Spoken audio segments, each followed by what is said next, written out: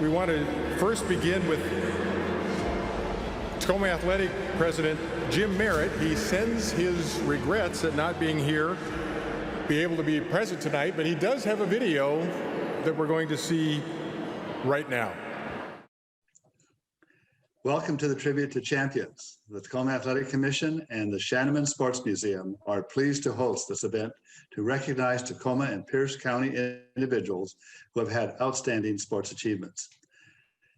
We thank all of you for attending, with a special thank you to all of those being honored, to those who have traveled a great distance, and to everyone for patience awaiting this event that is actually happening. Today, we honor contributions to our community through sports, recreation, and civic betterment. Congratulations to our Hall of Fame inductees who have been great leaders and role models for our youth. A special thanks to those involved in promoting and encouraging sports through coaching and officiating.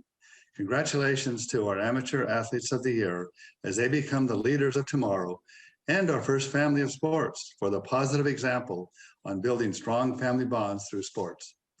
The Tacoma Athletic Commission has been supporting local youth in sports since 1942 and will be celebrating its 80th anniversary next year, with a pledge to continue efforts on behalf of those who excel in the classroom as well as sports.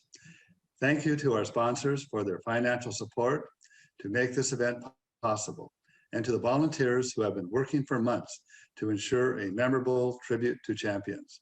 Congratulations and welcome.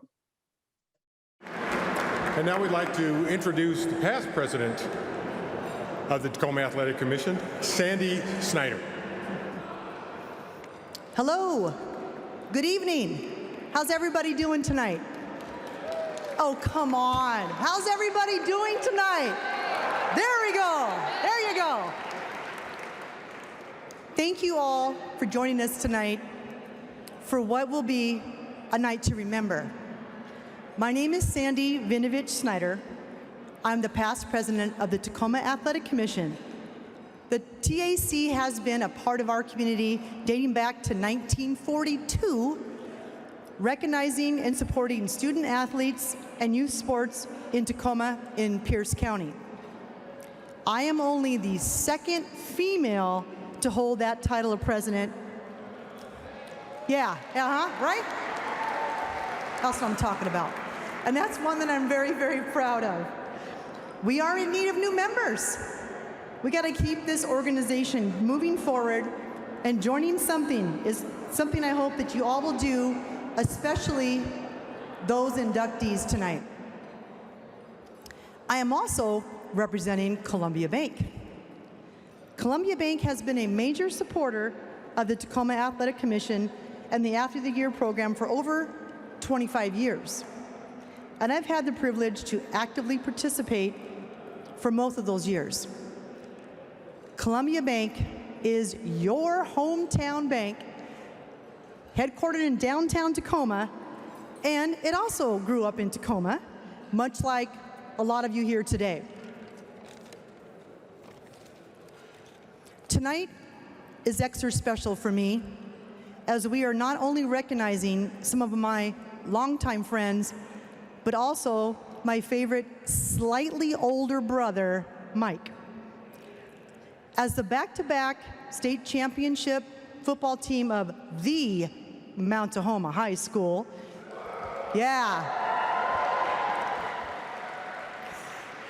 will be inducted to the Sports Hall of Fame. My dear lifelong friend, Terry Gooseman-Bray, that I cheered with at both Baker and Mount Tahoma, was scheduled to be here with me tonight, but she wasn't feeling well and sends her heartfelt regrets. I would be remiss if I didn't give a special shout out to the hardest working man I've ever known, Mr. Mark Blau.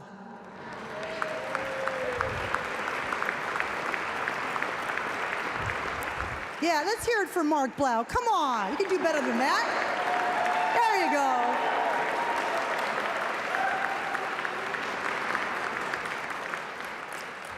Events like tonight don't just happen, but the countless hours that Mark has spent putting this all together, along with his committee, is absolutely incredible. Those of us who have been on the receiving end of those middle of the night emails at midnight to 4 a.m., you guys know what I'm talking about if you've been on that, right? Thank you, Mark, for all that you do for Tacoma and Pierce County sports. You, my friend, are absolutely priceless.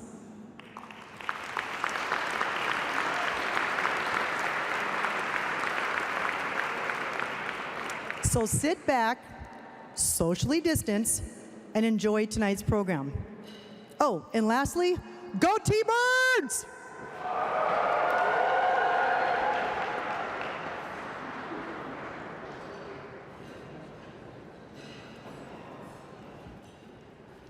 This has been one wild ride. Thank you for your patience, understanding, and most of all, for being here. We started planning this event in June of 2019. This is the 4th date that's been on the drawing board, 784 days later, but who's counting?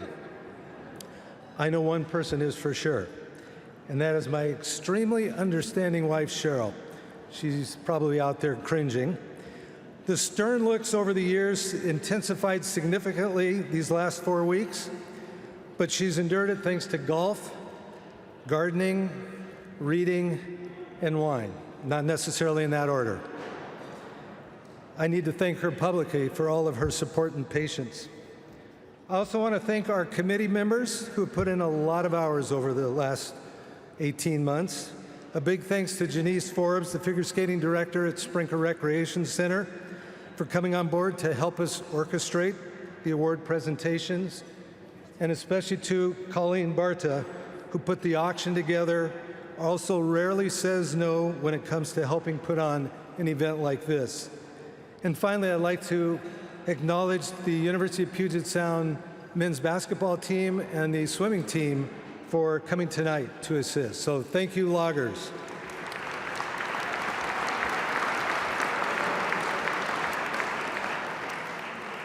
There are some really cool stories that cropped up as we worked on this event. I want to share 2 of them with you. When we think of recognizing teams, who thinks of a newspaper's sports staff? Well, now you know. We do. It's been so much fun to work with the staff in putting this together. Spencer Sheldon is here from Connecticut, his ESPN home. Joanne Kahn flew out here from Wisconsin to honor her late husband, Mike Kahn, who was a nationally recognized NBA expert. And there were staff members who originally planned to attend from Hawaii, Arizona, California, Florida, and New York. To me, it really exemplifies how close of a team that they really were. And tonight, there's still over 20 of the 50 team members that are present. Now, my guess is that we are quite possibly the first in the country to induct an entire sports staff. But with all of the APSE awards that they've racked up, they are truly deserving of this honor, and we're excited to have them here. When Rob Ring started preparing an article about Mount Tahoma's back-to-back state championship football teams, we thought it would be kind of fun to talk to some of the coaches, like Maury Boughton and Don Liebrink. Maury's got a phenomenal memory, and it was so fun to talk to him. And then we got together with Don. You have to understand that Don had been sick for quite a while, so we set up an interview through his wife, Iris, who could not be here tonight. Several sessions were canceled as Don wasn't feeling very well. We finally had a date of September 4th, 2020. I don't think I'll forget that date. It was Rob, Darrell Harper, our videographer Kirk Isaacson, and myself. We showed up, and Don's daughter answered the door. And she wanted to know if she could help us. We said, well, yeah, we're here to interview your dad. And she said, I don't know anything about that. And that was not a good start. She said, well, let me go back and check and see how Dad's doing. And so we're nervously waiting outside for about 15, 20 minutes. And then she finally comes back in and says, hey, Don's ready to talk. come on back, but I don't know how long it's going to last. So we went back there, and Kirk gets all set up, and Rob asks the first question, and Don's face just lights up, and the words and the stories just start flowing. Darrell would remember something from a game. Don would start rattling off story after story. And Don was the offensive coordinator for the team. So when Rob asked him about Mike Vinovich, Don said, "Give me a sheet of paper." And he starts, grabs a pen, quickly scratches out a play, explained all of the options for Mike.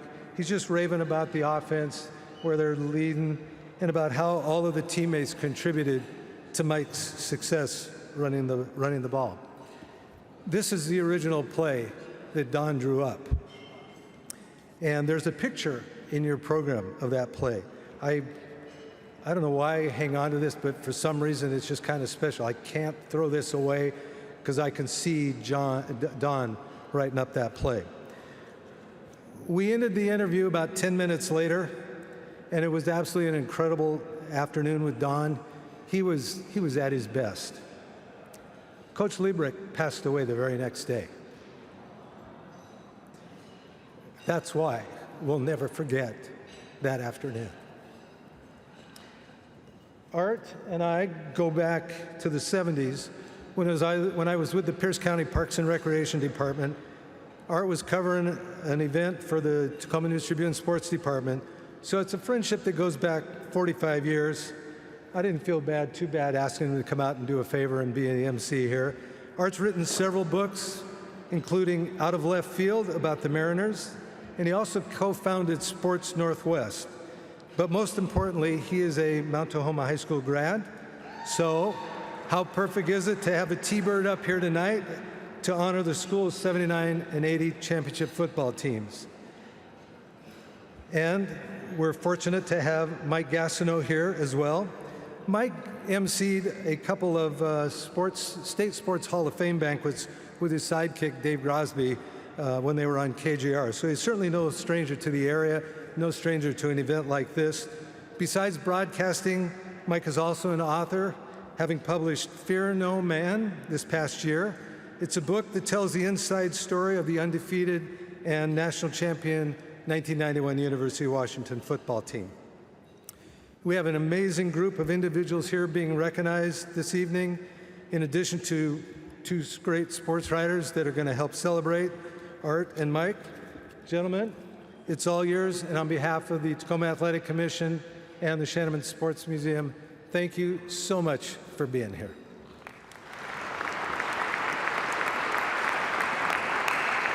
Let's hear it from Mark Blau. Somebody's got to be the bell cow putting an event like this together, and it was Mark. And I want you, take a good look at this mug, take a good look at that mug. This is what it looks like when Chris Egan says, "I can't make it, you'll have to ask somebody else." But we're happy to be here, and we're excited to be a part of the history of the evening. It's our honor to be MCs for tonight's festivities. We're going to present the tribute to champions. We're going to recognize a lot of athletes, coaches, officials, supporters who have dedicated their lives to sports so that the people involved can get the most out of it. Our belief is, based on looking at the script, that about half of Pierce County will be honored tonight, and then next year we'll come back and we'll honor the other half of you who don't get in tonight. But we're very excited about it, and I'm happy to be working with my friend Art Thiel. You know, I went up to Mark. We have a long history, and I said, "Mark, how come I'm not being honored?" And he said, "Art, I'm saying this as a friend. You were a really crappy athlete." And I said, "Well, can I get something? Like tallest guy or something?" He says, "No, Art, you're not even good enough for that. But we do have a vacancy at Master of Ceremonies." And I said, "Well, if that's it, I guess I'll take it." But then again, he mentioned the key word for any sports writer worth his typos. There's a free meal involved. So it's been, this has been fun for me to come back and reacquaint myself with a whole lot of people here. And I didn't need any reacquaintance with my pal Mike Gastineau because we've worked together before. This is an exceedingly rare copy of a book that we did in 2009 along with our colleague Steve Rudman, The Great Book of Seattle Sports Lists. Now this is out of print right now, but you can still get it on Amazon, eBay, I suppose a garage sale, basement sale. And in fact, you will find a copy of this in many, many bathrooms in Western Washington. You'll find one at my dentist too, and he'll let you photocopy it, even though I've told him I really wish he'd just tell people to go buy it.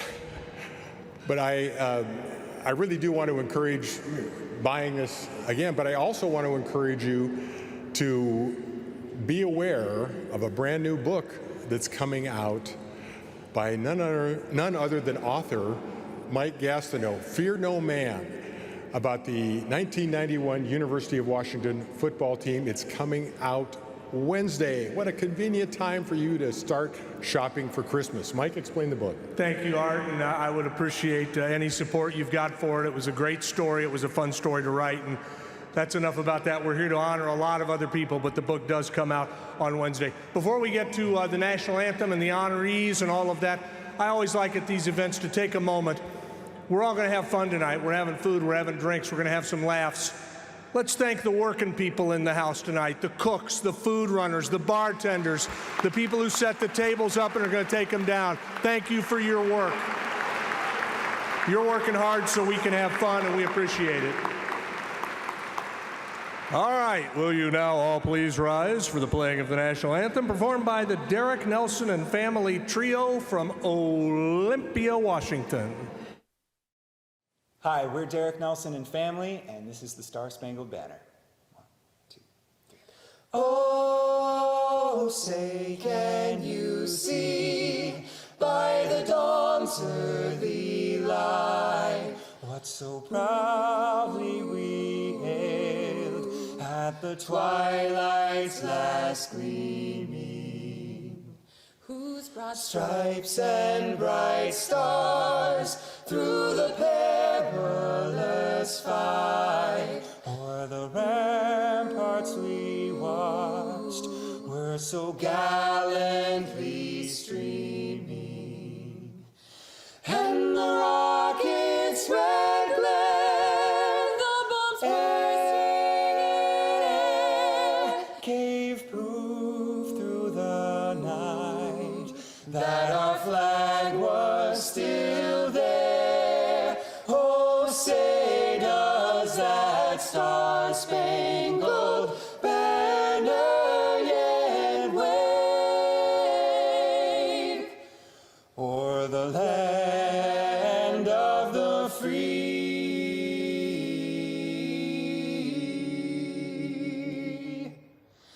and the home of the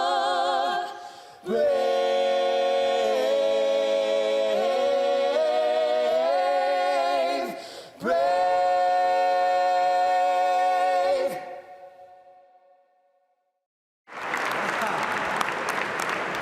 Well, that'll be a tough act to follow.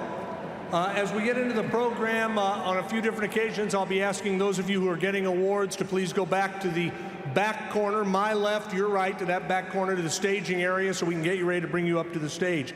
And right now, we'd like the recipients in the following categories to report to the staging area: the Connolly Law Office's Excellence in Officiating Award, the First Family of Sports, the Frosty Westering Excellence in Coaching Award, the Doug MacArthur Lifetime Achievement Award, and the Dick Hanula Amateur Athlete of the Year Award winners. If you are winning an award in any of these categories, if you could head to the back corner to my left over there and gather up in the staging area, we would appreciate it. Art?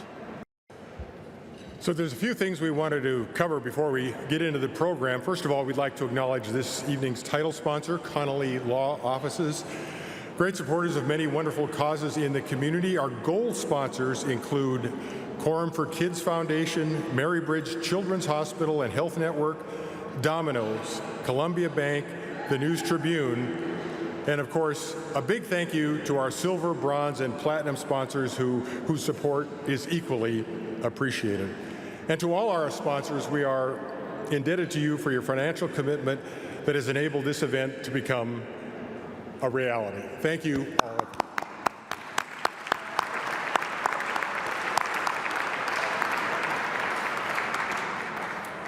Finally, to our host organizations, the Tacoma Athletic Commission, which is still going strong now in its 79th year, and the Shanaman Sports Museum of Tacoma-Pierce County. Many of you here tonight may not realize it was the TAC that raised the funds and spearheaded the public relations campaign that led to the successful passage of the bond issue to build the Tacoma Dome. Some of you here, it looks like, are old enough to remember the King Dome. You may remember that the unofficial motto of that building was, "The building to last 1,000 years." They missed it by 976 years. The Tacoma Dome lives on. The theme was a dome of their own, the dome of our own, and it worked out well over the years. In 1994, the TAC opened up the Sports Museum to celebrate the community's sports heritage, and in 1905 created an incredible book, Playgrounds to the Pros, an illustrated history of sports in Tacoma-Pierce County, and the man behind that was the inimitable Mark Blau. For years, the TAC has been recognizing student athletes, but as a result of the generous support and commitment from the Names family and Columbia Bank, they've been able to take that program to the next level with the Tom Names Salute to Sports, held annually that culminates the school year with the awarding of $45,000 worth of scholarships. That funding is provided by the Tom and Meg Names Foundation, the Names Family Foundation, Paula Names Larkin, and Diane Names. Many of the Names family are here tonight, and we thank you for your continued and generous support.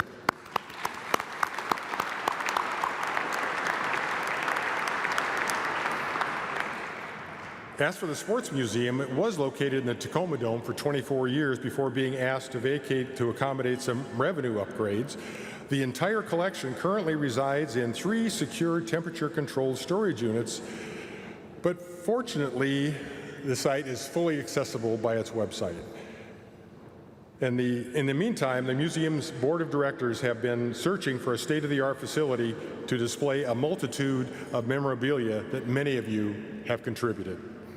If you haven't visited the museum website in a while, please do so, because you will enjoy listening to old radio and TV broadcasts by many of our outstanding sports broadcasters on the Clay Huntington Broadcast Center. You can browse through the pages of over 1,300 sports programs in the old school program section. You can look through the scrapbooks from the local sports icons such as boxer Freddie Steele, distance runner Doris Brown Heritage, the marvelous Marvs, Tom Mervick and Harshman, and you can enjoy interviews with Doug MacArthur, Dick Hanula, boxer Leo Randolph, and major league players such as Wes Stock, Steve Whitaker, and Doug Sisk, and many more to come with the Locker Room Chat feature. And as Art talked about the museum, it occurs to me, as our media landscape has changed and as newspapers and broadcast really dramatically changes, museums like the Shanaman, they're so important to keep the stories alive of the colorful history and past of sports. History is such a huge part of sports, and having a building that keeps that alive is very important. Now let's talk about photos for a second. For those of you that might be interested in purchasing photos from this evening's presentations, on page 12 and 48 you can find contact information for the 2 photographers.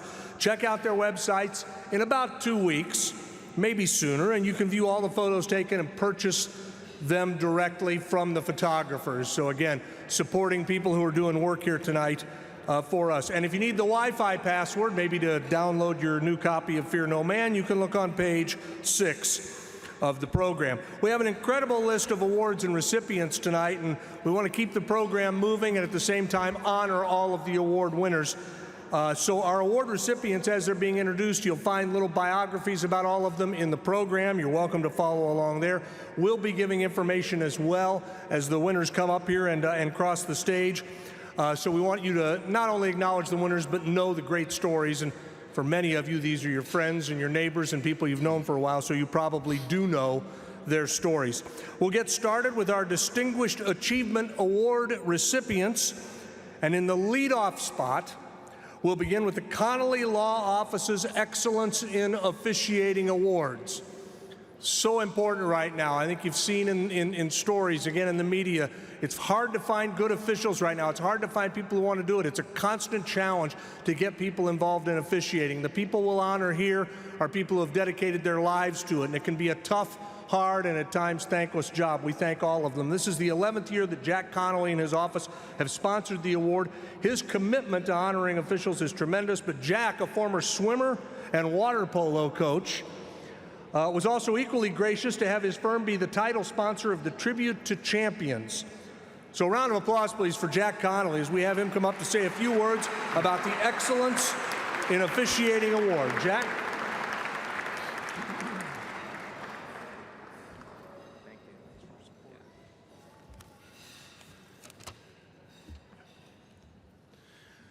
On the inside front cover of the program, our marketing person, Emmy Lyle, put on the quote from Newt Rockney, "Win or lose, do it fairly." And what we want to do tonight is honor the people that make the games fair, that level the playing field. And there are people that don't often get a lot of recognition. So we'd started 11 years ago giving these awards to the referees and umpires and officials that make the games go. And we felt it was important, one, to recognize people for the time that they put in to these sports, to recognize outstanding performance by these officials, and to say thank you, above all, for the time and the effort that they put in. They say with regard to the time that the most important thing that people can give is their love and their time. And it's amazing when you look at these officials and referees and umpires, the amount of hours that they spend contributing to the sport, often for little or no remuneration, but just because of love of the sport. With outstanding performance, it's one of the few jobs that you're only really recognized when you make a mistake. Doug Harvey, the American League umpire, said, "When an ump is right, no one notices. When an ump is wrong, nobody forgets." Dan Lewis said, "The object of a referee is not to get mentioned, not to be noticed." And Nestor Kayak, who's also an American League umpire, said that an umpire is expected to be perfect on opening day and then to get better throughout the season. Leo DeRocher once said that I never questioned the integrity of an umpire, only his eyesight. I thought during the recent Olympics it was impressive watching the officials as they were the top officials in the world. And I was watching one soccer game in particular where the one team couldn't speak to the other team. They had different languages, and the officials had, yet again, a completely different language. But they were the ones that gave the structure to the game. And as I mentioned, leveled that playing field and made it the fair game, made it so we can have had that game. So what we want to do with these awards is say a huge thank you to people that have contributed a lot of time and effort and done an outstanding job as officials. So that's the purpose of this award, and we have some very talented and outstanding recipients. And here they are. So let's give them a hand.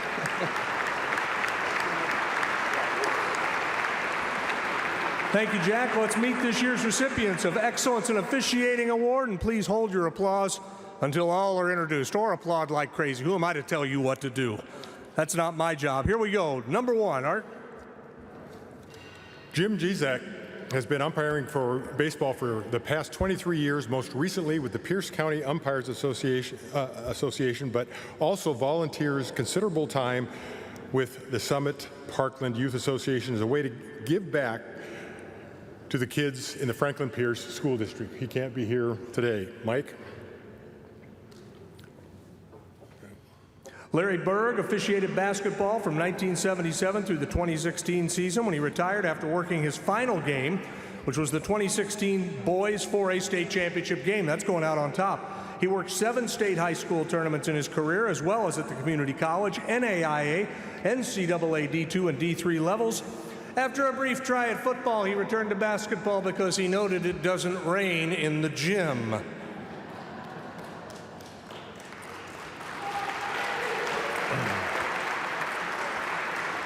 Ricky Underwood, girls basketball.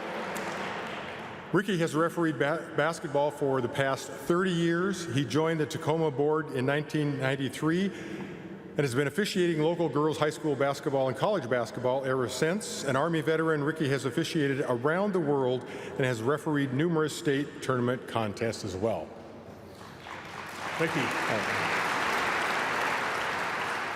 Tyler Olson in football. Tyler began his officiating football in 2008 and has worked multiple high school and NCAA Division II playoff contests.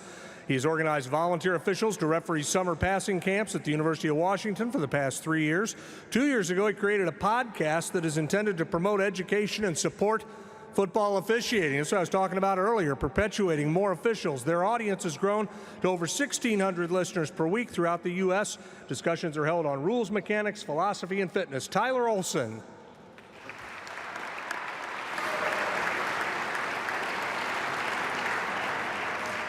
Randy Sears and Amy Wirtz, softball. Randy Sears spent over 25 years umpiring softball and worked 11 district and 4 state championships tournaments. He also spent the last 8 years on the board for Western Washington Umpires Association. Randy passed away in April of 2020, so accepting the honor on behalf of Randy is his wife, Janet.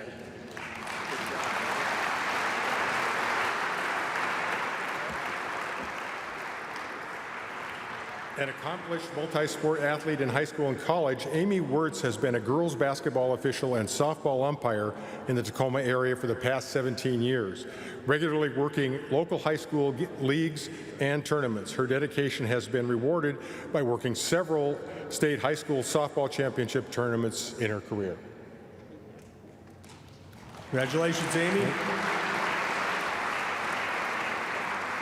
My friend Ray Moffitt Jr., soccer. Ray started refereeing soccer in the 90s at the high school level and worked the 4A Boys High School Championship contest in 2010 and the 3A Girls title game in 2008.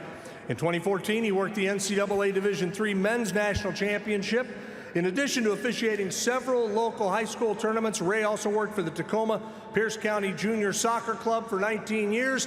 And tonight in the parking lot, he'll explain to any of you how the offside rule works, because that's what he likes to do. Ray Moffitt, Jr.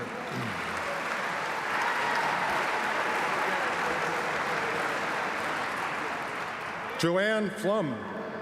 Joanne Flum started out as a middle school track and field coach, but she was recruited and trained on the spot at a meet in 1987 that was short on officials.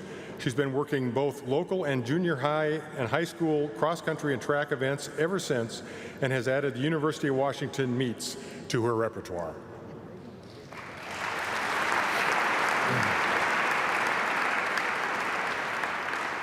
Next up, Dave Dembski of volleyball, a 25-year member of the local volleyball officials organization.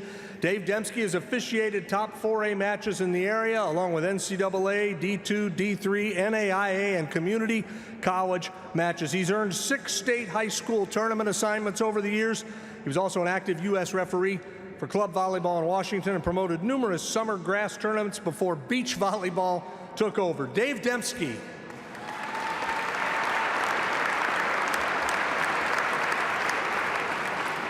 Daryl Spivey Jr. Wrestling.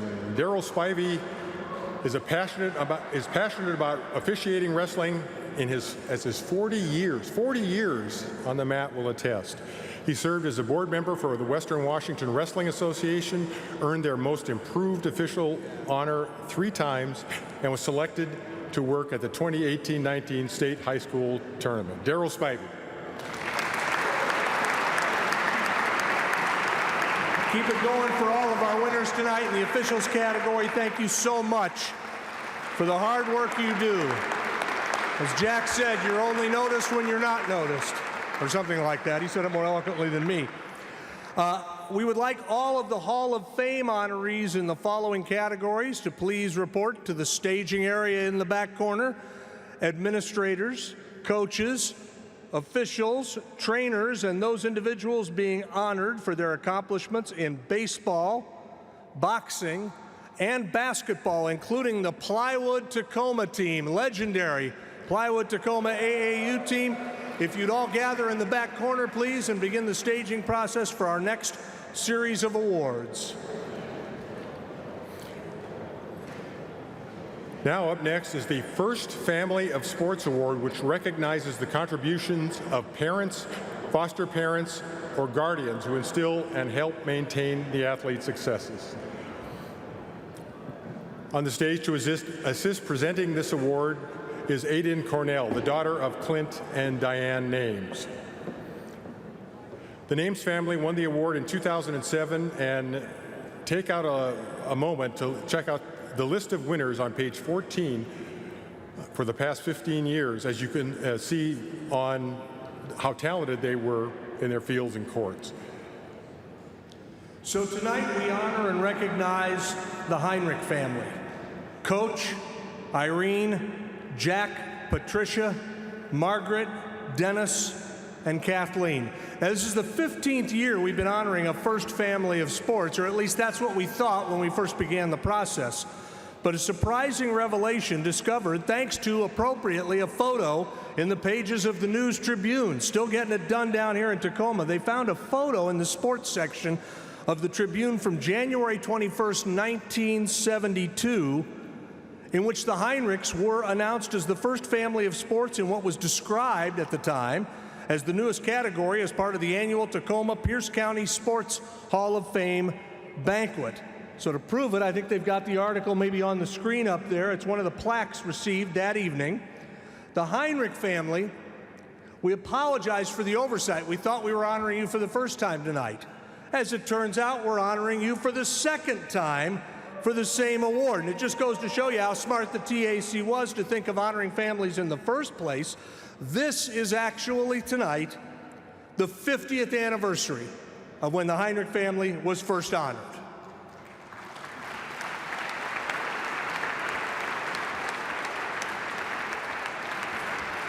Note that there was no reference to Coach Heinrich by his first name, as I'm pretty sure every one of his former players in the crowd, such as Joe Stortini, his quarterback at the College of Puget Sound, would agree that it was always Coach and never John, even after retirement.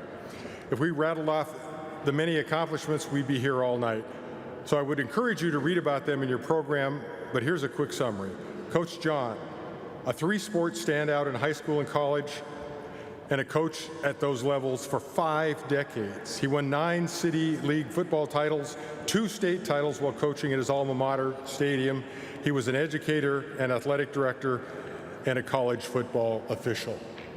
And the first son of John and Irene was Jack, who was a football standout at Stadium High, was a football and basketball official, but is best known for coaching Stadium to the 1959 Boys State High School basketball crown, with guard Charlie Williams leading the way. If there are any members of the '59 state championship here this evening to pay tribute to their coach, could you stand to be recognized? Do we have any of the state champs here from '59? Anyone make it? I'd talk about it, but I was still a year away from arriving. Congratulations to the '59 state championship team from Stadium High. Patricia was a diving champion at Stadium, but Maggie may have been the best athlete in the bunch as one of the premier fast pitch players in the area in the 50s, as well as a bowler, a basketball player, a field hockey player at the College of Puget Sound, and a college basketball official and softball umpire. Dennis started out his athletic career as a ball boy for the Tacoma Mountaineers, Tacoma's only pro basketball team. He played football at Stadium and CPS and then coached boys and girls basketball at Blaine High School. And last but not least, the best dancer in the household and the youngest of 5 children is Kathleen Coleman, here to represent her parents and siblings, and she is accompanied by husband Dennis and son Brian. Brian, how about a few words on behalf of your mom and the entire Heinrich family? I'm sure you will point them out. Good evening, everybody. Happy to be here, especially with my mother, Kathleen. She's the only surviving Heinrich sibling. So even with a stroke, cancer, dementia, she's up here. Just unbelievable how much she's loved her family and how much it's meant to all of us. But also with us tonight, my son and daughter, Abe and Iris, my sister Angie, and my father Dennis. But really on behalf of the whole Heinrich family, I want to thank Mark. I don't think we can thank him enough. Again, I got a lot of those emails and I sent a lot of them and I didn't read a lot, Mark, so sorry. The other thing too, obviously the Tacoma Athletic Center, just for this award.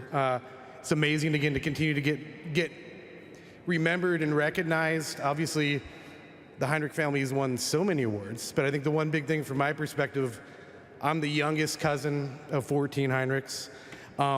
So I didn't get to see Grandpa, obviously, on the field or on the sidelines or the uncles and aunts, but literally you felt it, you know, being from Gig Harbor and Pierce County in sports, having conversations, everybody knew the Heinrich family.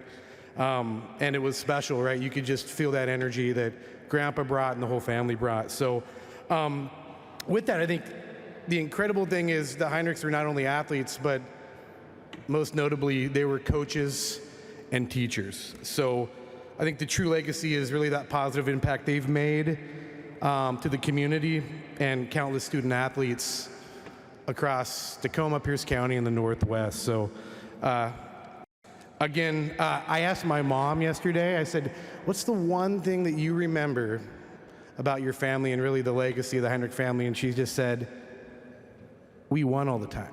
So she's never going to forget that.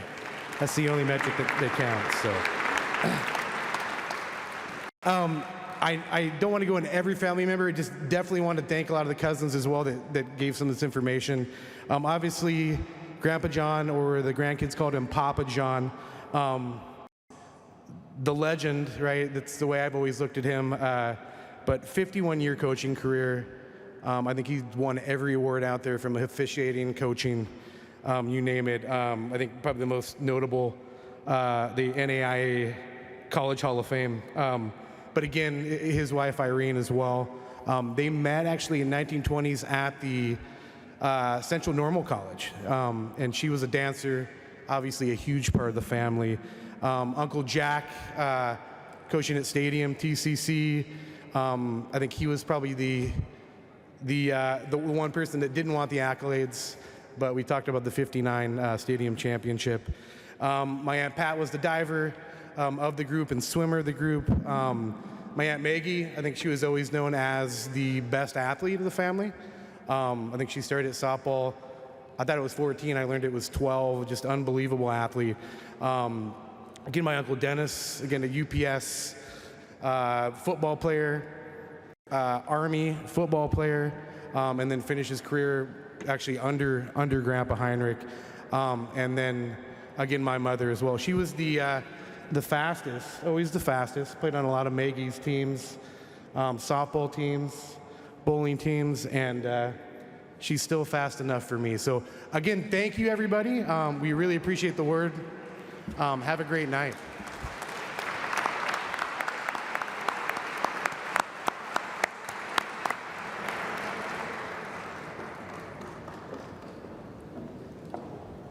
Ladies and gentlemen, join me again in congratulating the first family of sports for 1972 and 2020. the Heinrich family. I love this award. What a great idea to honor a family that's so dedicated to sports. Thanks again to them, and congratulations on now a two-time winner. Next up is the Frosty Westering Excellent in Coaching Award, which is given in honor of one of the greatest friends of athletics and student athletes in the history of our community.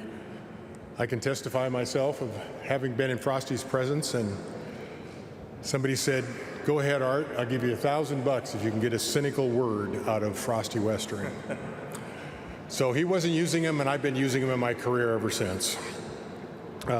Anyone who's ever met Frosty has received personal, lifelong inspiration for how best to live one's life as we search for ways to acknowledge and cherish our love of achievement, teamwork, and principled competition. The award recognizes a coach whose traits and coaching style are emblematic of Frosty's approach and devotion to his players. Paul Hoseth, the defensive coordinator for 24 years at PLU with Frosty, was scheduled to be here this evening and unfortunately was unable to attend. Substituting for Paul is a Hall of Famer himself, Jay Strickers. A past TAC president, Jay was a highly respected football official for 35 years in the Pac-12, including 18 bowl games and the first BCS national title game in 1999. Welcome, Jay.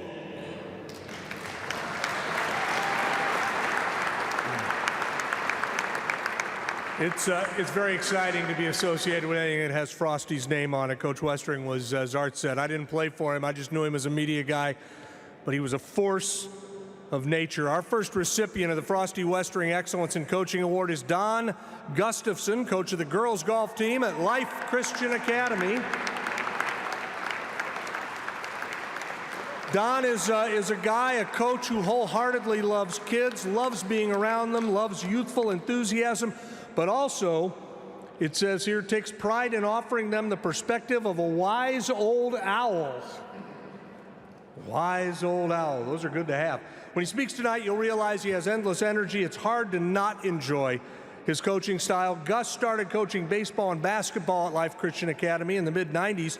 In 2002, they needed a golf team. They needed a golf team coach, and that's when he stepped in after two freshman golfers asked him to coach a varsity boys team. That team placed at the state tournament. The next year, with current PGA Tour player Andrew Putnam on the team, the Eagles won their first of 3 state titles. In 2008, it was the girls' turn to enlist Don's help to start a team. Led by Christian Rue, who won 3 individual state titles in 4 years. The Eagles won 4 state championships, meant 8 titles in 9 years. Now in his 18th season as a golf coach at LCA, Gus's infectious, upbeat personality and positivity continues to energize his players, much like the man the award is named after, Frosty Westering. Ladies and gentlemen, congratulate Don Gustafson. Don.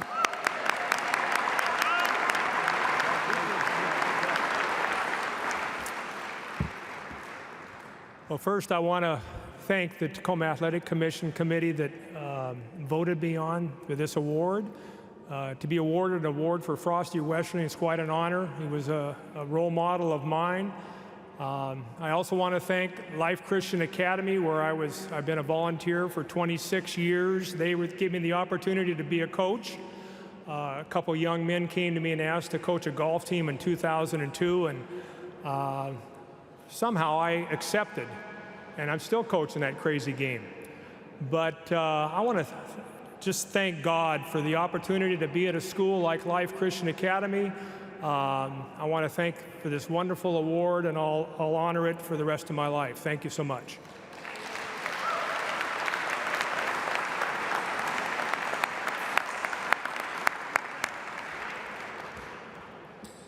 Second recipient is Joe Waters, the boys soccer coach at Bellarmine Prep.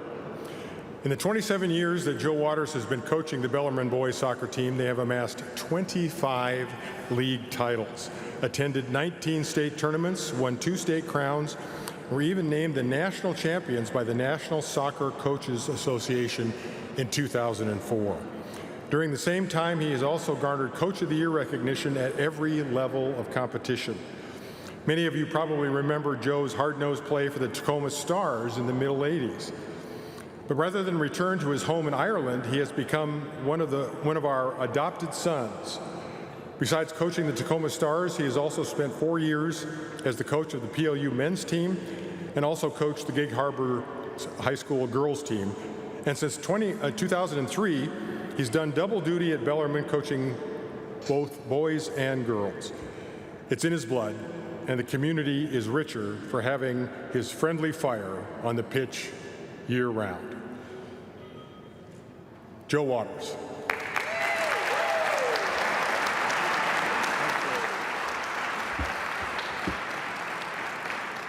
You know, I love it when the mic is at this height. I don't have to move it and mess with it. It's great. You know, when I came to this community in 1984, I had no idea what it was going to bring to me or do for me. I thought it was going to be a very, very short period of time that I was going to be here. And here I am nearly 40 years later with all of you in this place celebrating this great award that's dedicated to a person that I worked with and was a colleague at PLU when I was a soccer coach at PLU. So I'm doubly pleased to receive this because I know what Frosty was and what he meant to the community back then. So it really is an honor. But for those of us that are involved in any sport at any level, we always know that there's way more people than you. You're just the focal point of it. There are way more people behind the scenes that actually do the real work. And this award is for all of those people. For every player that lent their talents to the Bellarmine's prep soccer program and lent their efforts to that to make it what it has been, I thank you all for doing that. We know the ones that sometimes don't get the recognition but do the work every day to make everybody else better and to make us successful. To all the coaches that you work with that spend the hours with you, lifting you up when you're down after you've lost, disagreeing with you vehemently about some of your thoughts when they want you to see it their way, and that's what they're supposed to do. To the administration at Bellarmine Prep, for the support that they have given me. You know, this job when I started off was supposed to be for 1 year. A friend of mine came to me and he said, "Hey, you want to coach a Bellarmine Prep soccer team?"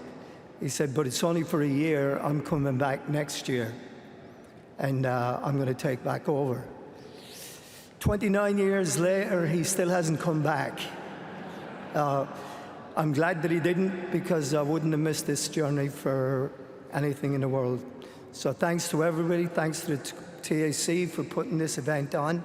They do a fantastic job honoring the athletes that have represented schools and clubs in Tacoma, and we are forever grateful to you for doing that. Thank you very much.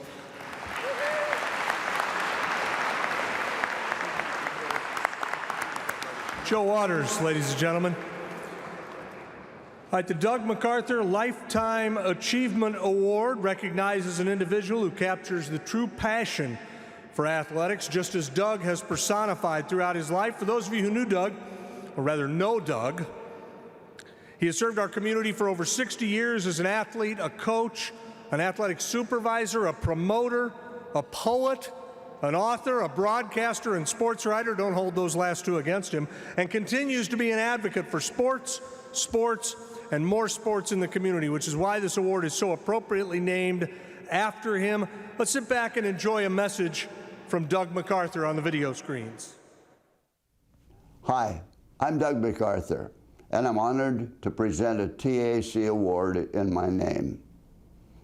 It's the TAC Lifetime Achievement Award that goes to someone who demonstrates their love of sports over and over again, year after year.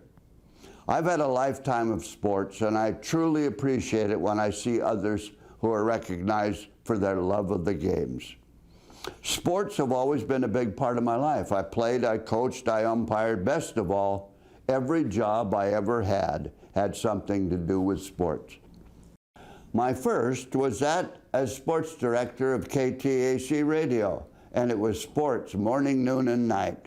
Then I became supervisor of athletics for Metro Parks and Tacoma schools. After that, director of athletics at UPS for 13 years and 13 more with the Tacoma Athletic Commission.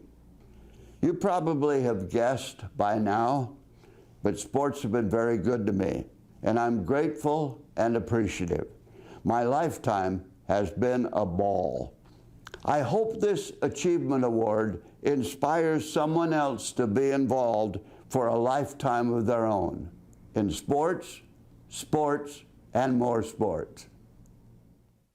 Since Jay's still up here hanging around, we're going to put him to work. Jay, go ahead and introduce our two recipients. Thank you, Gas. Well, I think everybody here one time or another has probably said hi and had a great conversation with Doug MacArthur, and you haven't, you've really missed a real treat. And for me to be here pinch hitting for Doug is a heavy chore.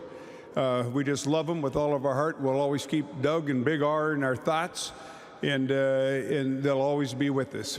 But I'm here to give out awards in his names to two people tonight. And first up, for the Doug MacArthur Meritorious Lifetime Achievement Award is Brian Kamens. Let's give Brian a hand. You may not know it, but Brian is the man behind the scenes where he has been sequestered in the northwest room of the Tacoma Public Library for 35 years, doing what he loves, which is preserving our local history and helping others researching answers to a myriad of inquiries. We should probably rename this the Inspector Clouseau Award because his sleuthing abilities are both incredible and indelible. Brian has been asked regularly to track down former athletes, which awfully meant searching obituaries, tracing a family tree and talking to a relative of a relative of a relative, and on, as you can imagine. He provided us with biographical profiles and photos, and then helped us identify those people in photos. He had a fabulous cadre of people assisting him, helping him, and we know that he would think they all should be sharing this award with him. But Brian was the catalyst. We in the Tacoma Athletic Commission and the Shanaman Sports Museum, we are indebted to the countless hours that Brian has spent in numerous projects, the Tom Name Salute to Sports events, Touchdown Time, Tacoma-Pierce County Sports Hall of Fame, the Baseball Softball Old Timers Hall of Fame, State of Washington Sports Hall of Fame, and the publication of Playground to the Pros, which we know is an illustrated history of sports in our Tacoma-Pierce County community. And somehow, Brian even found time, along with Blaine Johnson, to write his own book, Showtime in Tacoma. Brian has always gone the extra mile to get us information needed. And the result is that we have all been enriched, and we are honored individuals that he has properly identified and promoted people on our websites. And he has done this in a manner that will be held in perpetuity, because all of these things on our websites, it's going to be there for decades and decades and centuries. So Brian, thank you for your commitment and dedication in helping us preserve our sports heritage here in Tacoma-Pierce County. Ladies and gentlemen, let's give a big round of applause and congratulations to Brian Kamens.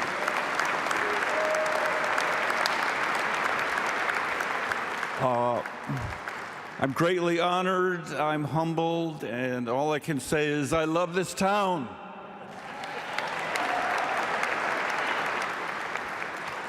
Thank you, Brian, and congratulations again.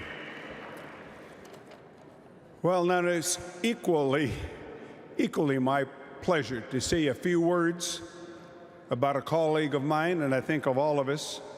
Got to know this gentleman both on and off the football field over many, many years, and we're going to honor Mr. Aaron Pointer. Aaron, come on out. Let's give Aaron a hand.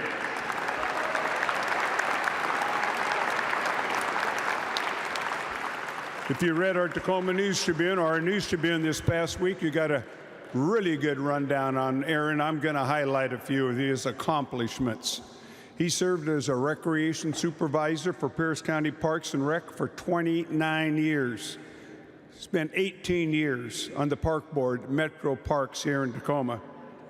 He's umpired baseball at all levels. And I think we all know that he's officiated football with the little kids on Saturday. And then it went to high school, Pac-8 conference, Pac-10 conference, and eventually spending 16 years in the National Football League as a head linesman. So here's a quick checklist, and not complete by any means, of Aaron's accomplishments.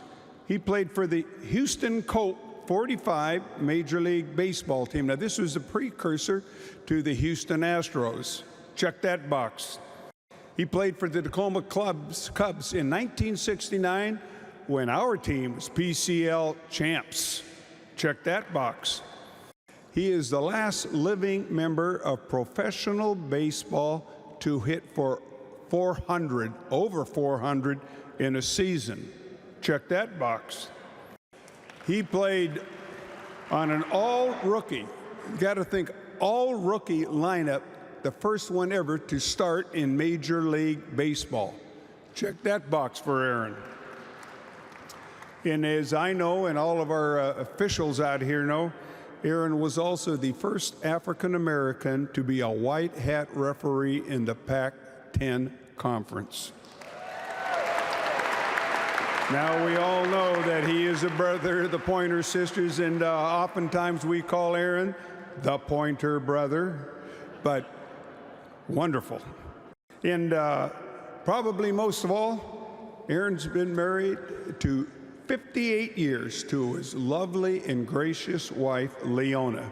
And they have 3 children, 10 grandchildren. Aaron just told me 4 great-grandchildren and more on the way. And that's the biggest check of them all for Aaron and Leona.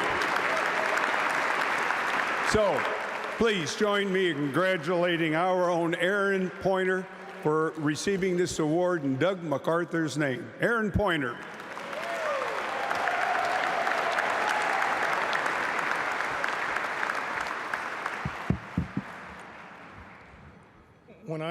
When I think about the time that I spent in the National Football League on the field, it really brings back a lot of memories. Being on the field when my son was with the Indianapolis Colts and caught the first pass in his career in a preseason game in Pittsburgh. Being on the field when my sister sang the national anthem in 1994. These are memories that don't, leave you very often. But this award rivals all of those remembers. And so I would like to thank the Tacoma Athletic Commission, the Shanaman Sports Museum, and the Tribute to Champions for this award. Doug MacArthur was a man, or is a man, that thought about community and how to make the community better. Doug spent his whole life trying to make community here in Tacoma a better place to live. And it's one of the reasons why Metro Parks last year presented Doug with an award naming a ball field after him, Basalt Baseball Field, the Doug MacArthur Baseball Field. And so it is my honor to accept this award in Doug's name, and thank you, Doug, for what you've done and all you do to make Tacoma a better place for everyone to live. Thank you very much.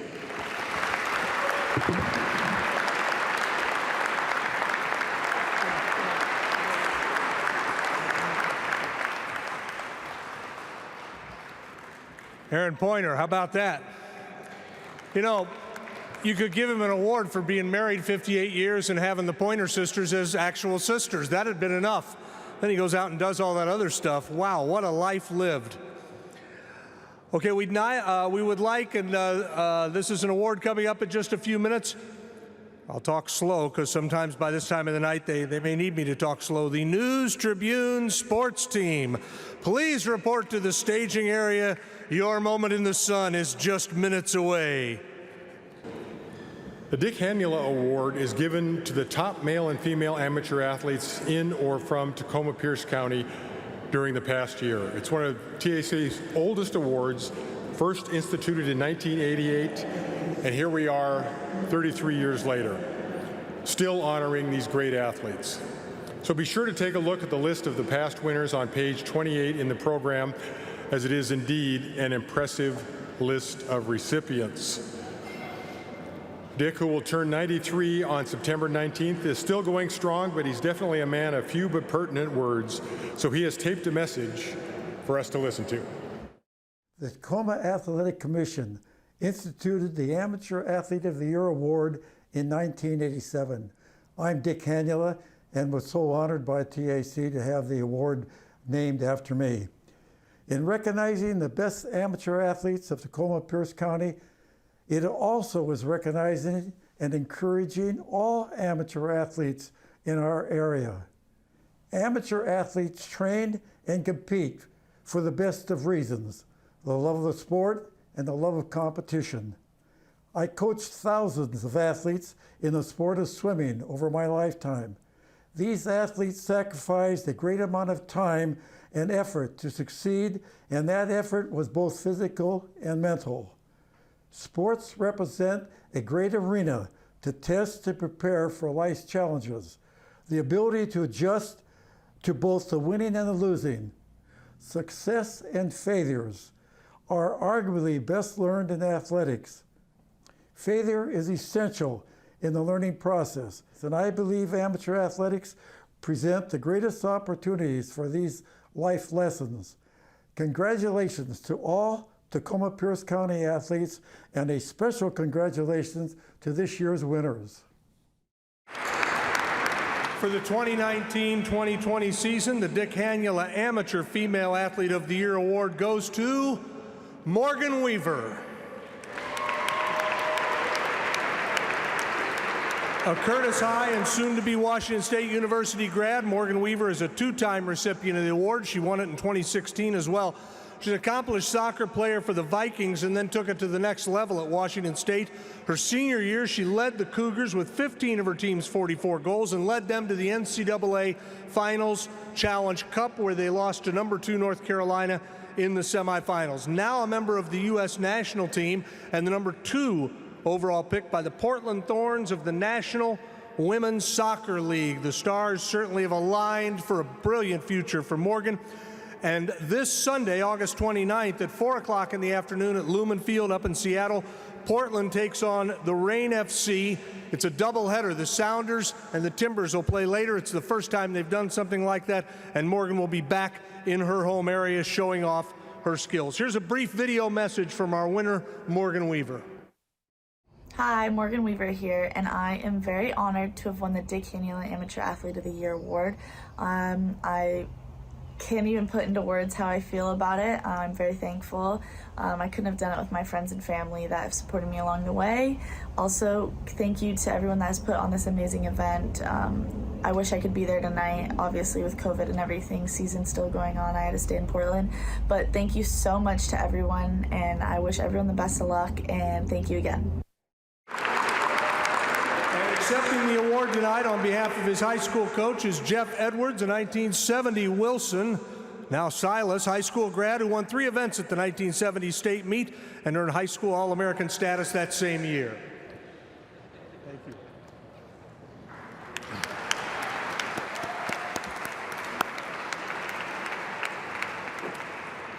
We now turn to the Dick Hanula Amateur Athlete of the Year, and our recipient is Malachi Flynn.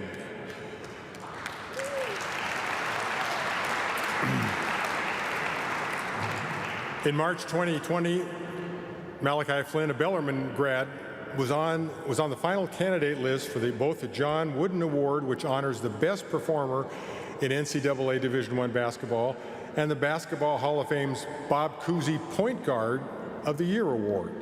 Flynn averaged 17.6 points, shot 37% from three-point range, and the San Diego State Aztecs finished 30-2, ranked number 6 in the nation in the final AP poll. Following graduation, Malachi was selected by the Toronto Raptors with the 29th pick in the first round and went on to average 7.5 points per game. Please welcome Malachi Flynn.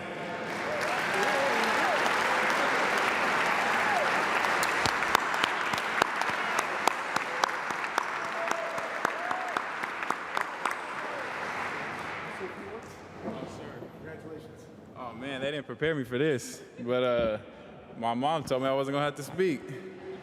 But no, seriously, I thank the Tacoma committee for putting this on. It means a lot. Born and raised in Tacoma, got so much pride for the city, so it means a lot to get this award, and thank you for everybody.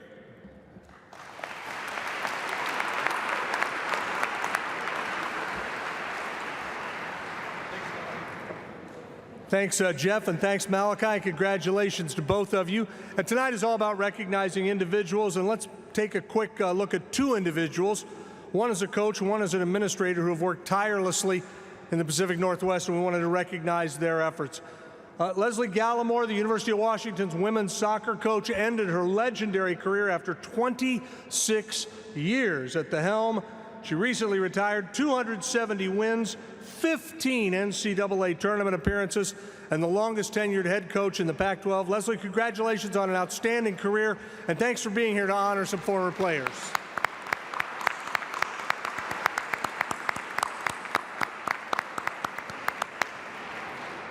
And Scott Norty, most recently the athletic director at Lakes High School for 7 years. He retired a year ago. Scott was one of 8 athletic administrators nationwide to be honored by the National Federation of State High School Associations for his work. Prior to Lakes, he served 9 years at Clover Park High School as their AD, and over the years he has served as coaches, athletes, and others through his work on local, state, and national boards. Scott Norty, thank you very much.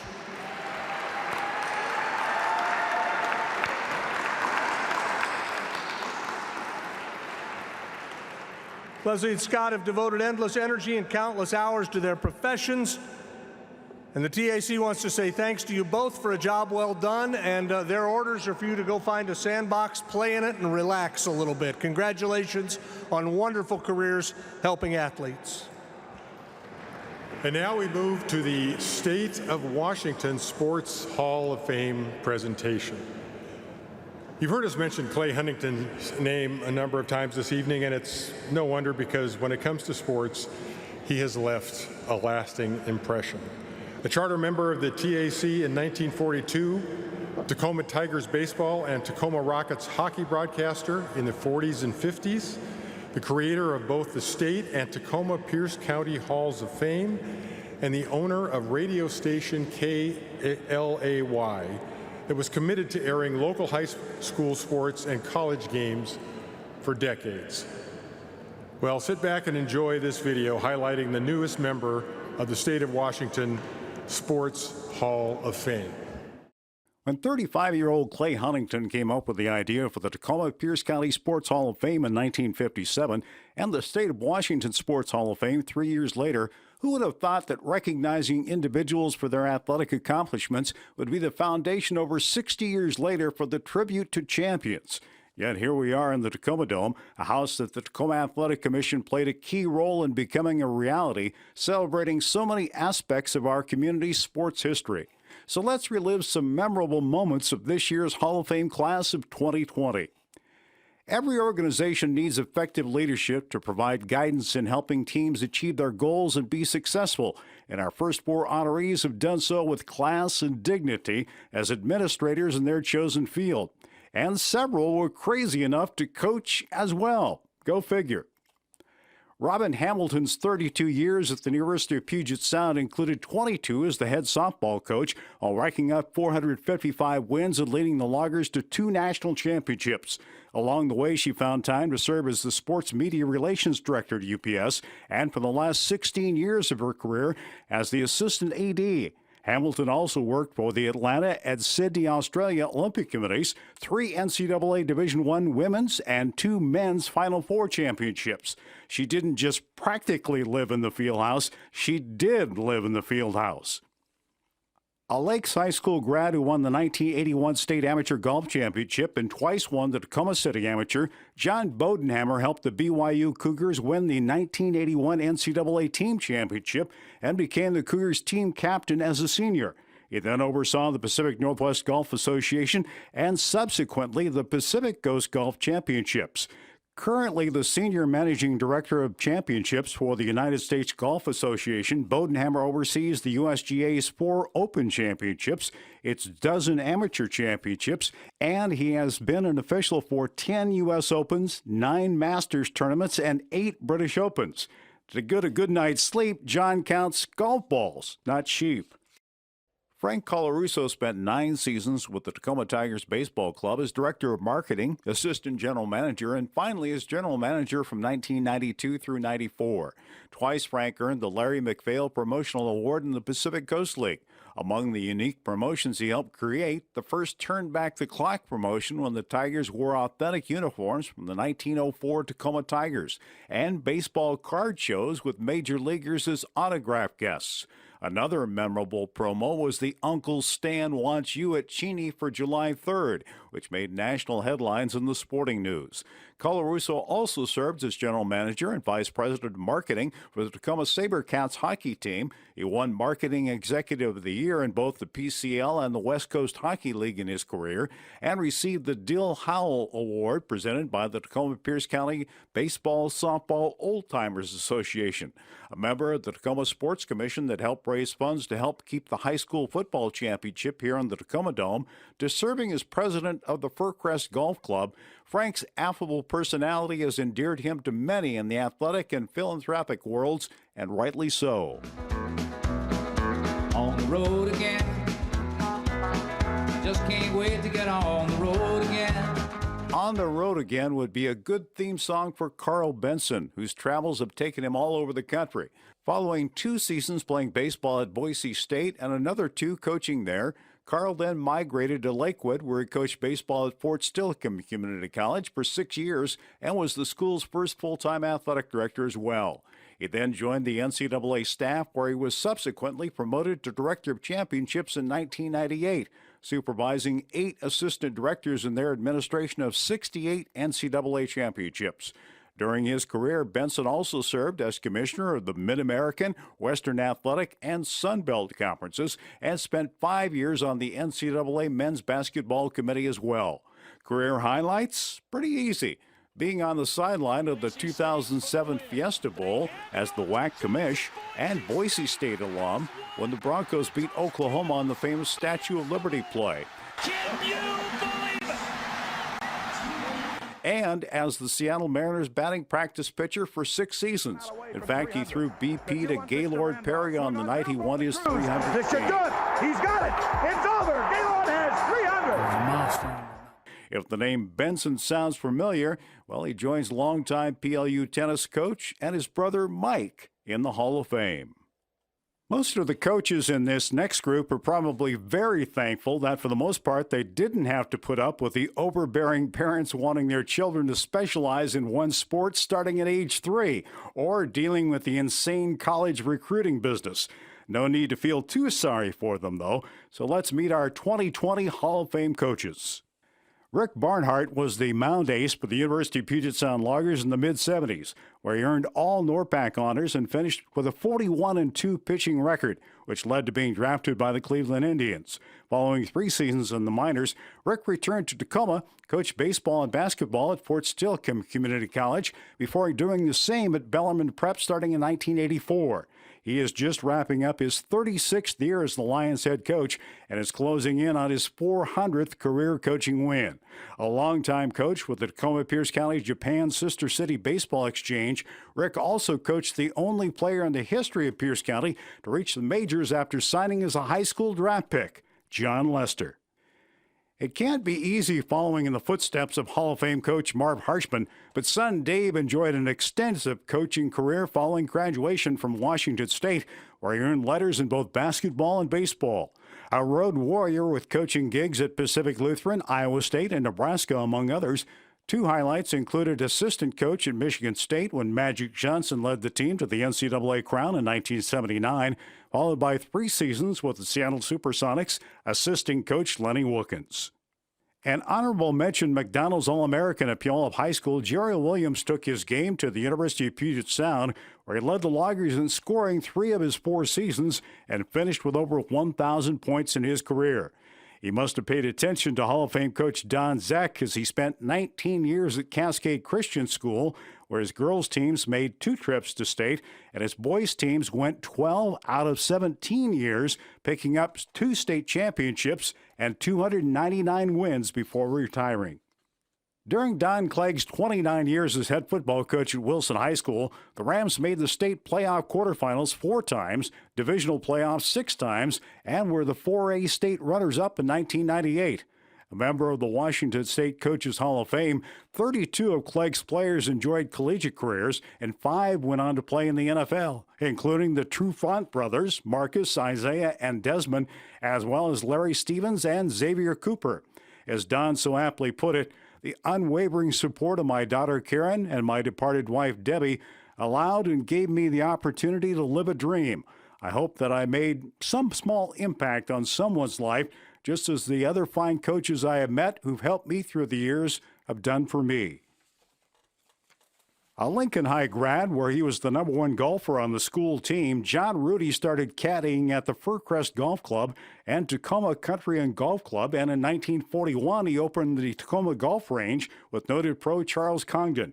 Rudy was the head pro at Fircrest for 50 years and hosted the Pro Tours Carling Open and National Association of Left-Handed Tournaments in 1960.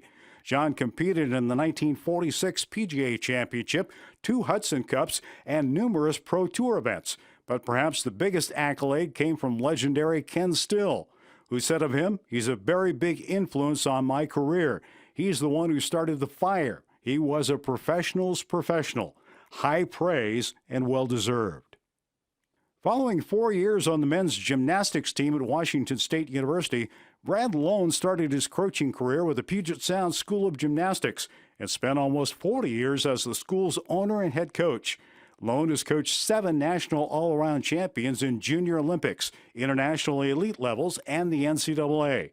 And 5 of his students are already in the Tacoma-Pierce County Sports Hall of Fame, including Yumi Modre, a Pan American Games champion, and Ani Willis-Rogers, who led UCLA to 3 national team championships. Brad's coaching accomplishments led to his induction into the Washington State Gymnastics Hall of Fame, and we're pleased to add him to our long list of outstanding coaches. A member of the highly regarded FC Royal Soccer Club in Pierce County, Tara Belansky enjoyed a sterling career at Puyallup High School and as a 4-year starter at the University of Washington, where she was a 3-time Women's Soccer Player of the Year and led the Huskies to their initial 2 NCAA tournament berths. It's no surprise that she's considered one of the all-time Husky greats. After playing in Germany and for the Seattle Sounders women's select team, she turned to coaching, assisting at the UW as a head coach at Portland State, and then 8 seasons as head coach at the University of Oregon, where she is the all-time leader in coaching victories. This Bellarmine grad could be considered a pioneer in women's soccer, as she played on the University of Washington's club team before it became a recognized varsity sport. A member of the women's national team in the 2nd year of their existence, Gretchen Gegg-Zagante was also on the roster for the first ever women's national team victory. Gretchen transferred to the University of North Carolina, where the Tar Heels were the NCAA national champions.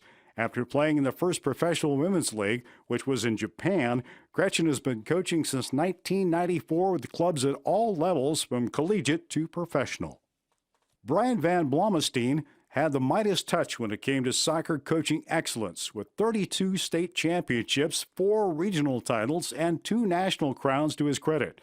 And over 300 of his players went on to play collegiately.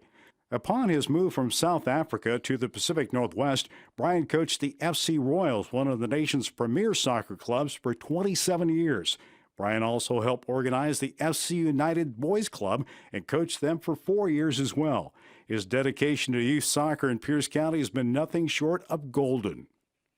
A Puyallup and UPS grad, Steve Shackett played for and managed the People's Church slow pitch teams for 29 years and led the team to 1,368 wins and 3 world championships.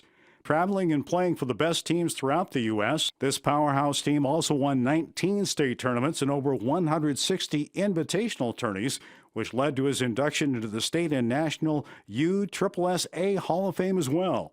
It's all about the team motto instilled in the players and camaraderie fostered over the years, resulted in People's Church, started in 1968 by Steve and Brother Owen, being one of the most feared and respected teams in the country ever.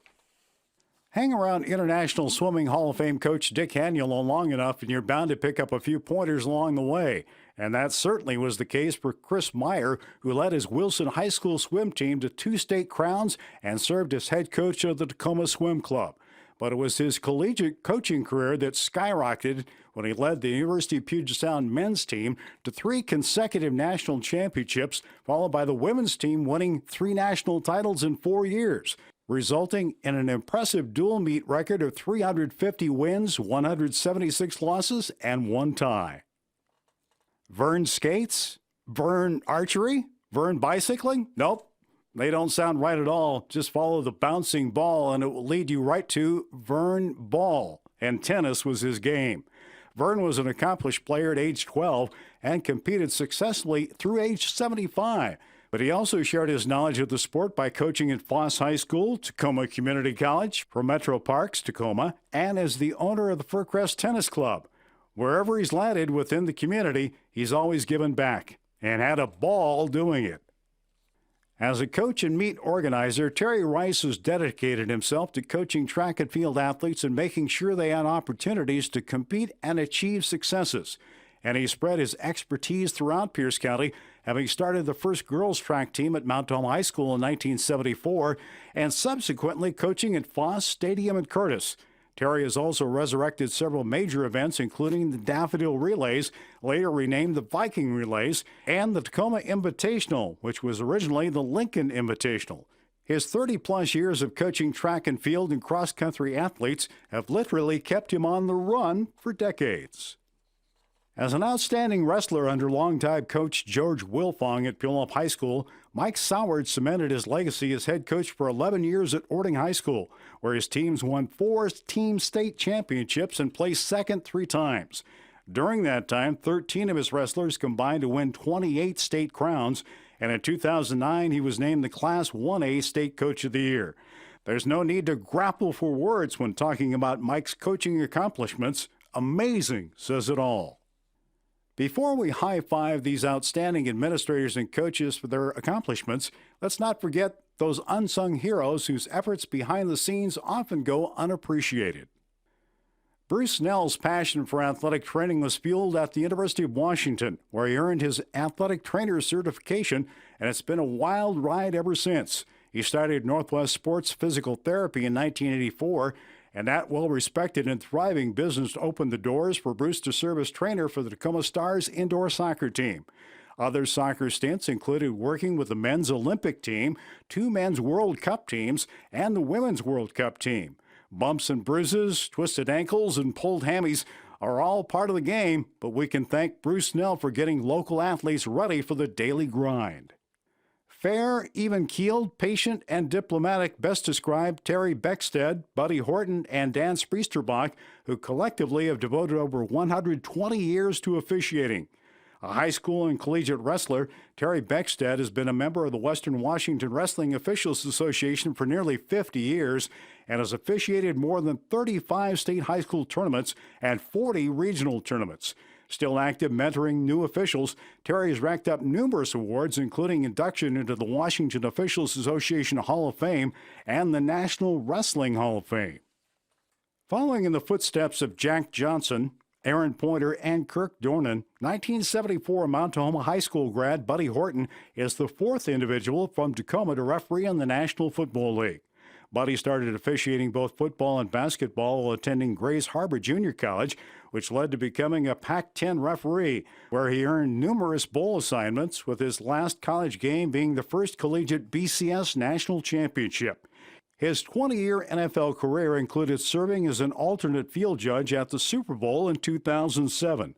Buddy was also an accomplished NCAA women's basketball official for 13 years and worked 3 NCAA tournaments. Dan Spriesterbach migrated from Southern California to play football for the Huskies in the late 60s, and thanks to a local booster from Tacoma offering him a job in the forest products industry, Dan stuck around and began officiating high school games in 1973. He eventually earned a high school state championship assignment in the Kingdome and began working Pac-10 games in 1981, mostly as a field judge. A few of his bowl highlights included the Sugar Bowl, Fiesta Bowl, and the 1990 All-American Bowl, with Brett Favre leading Southern Mississippi. Dan now works as a football observer and was recently inducted into the Pac-12 Football Officials Hall of Fame. That's a pretty impressive group and a lot of great accomplishments and many lives well lived. Let's bring them up so you can meet them and thank them in person. Now, Sophia Maria Hall was scheduled to present our next group of honorees, the administrators, coaches, officials, and trainers, with their plaques. She was unable to attend this year, so Jay, we're going to put you back to work. It seems like you've got these plaque presentations down anyway, so if you'll come back up here and help us with these, we'll get started with the award winners for the 22 new Hall of Famers. Robin Hamilton, athletic administrator at the University of Puget Sound and longtime softball coach.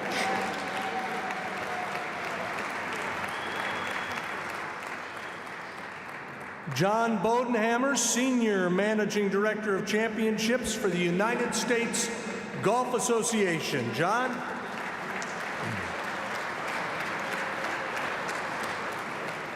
Frank Colarusso, 9 seasons with the Tacoma Tigers, and the last 2 as general manager and vice president of marketing for the Tacoma SaberCats hockey team. Carl Benson, a college athletic director, NCAA administrator, and commissioner of multiple conferences for over 25 years. Carl goes way back to his days as Fort Steilacoom Community College's first full-time AD. Rick Barnhart, baseball coach at Bellarmine Prep, 36 years.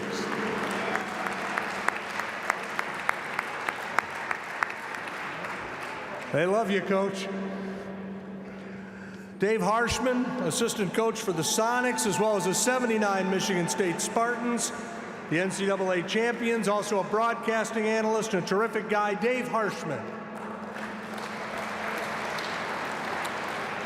Jerry Williams, McDonald's All-American basketball player at Puyallup High School and a top player at UPS and a successful high school boys and girls coach at Cascade Christian School. Don Clegg, the head football coach at Wilson High School, 4 state football tournament appearances. Coach?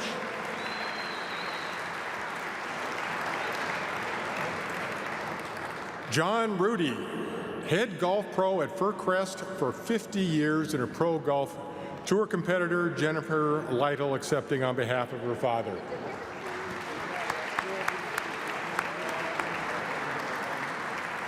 Brad Lone, who coached 7 national all-around gymnastics champions in Junior Olympics, international elite levels, and the NCAA for almost 40 years, and a great coaching career.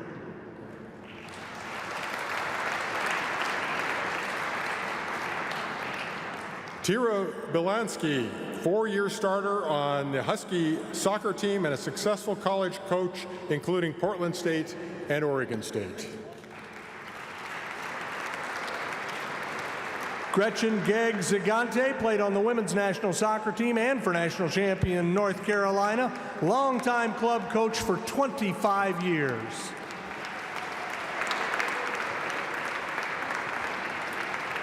Brian Van Blomestein coached FC Royals, a premier soccer club in the nation, and for 27 years, and has 32 state and 2 national championships to his credit.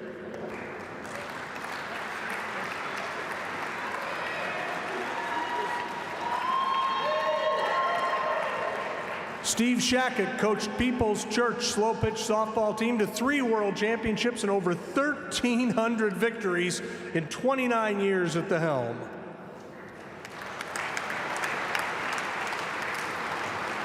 Chris Meyer, University of Puget Sound swim coach with 3 national championships to his credit with both men's and women's team.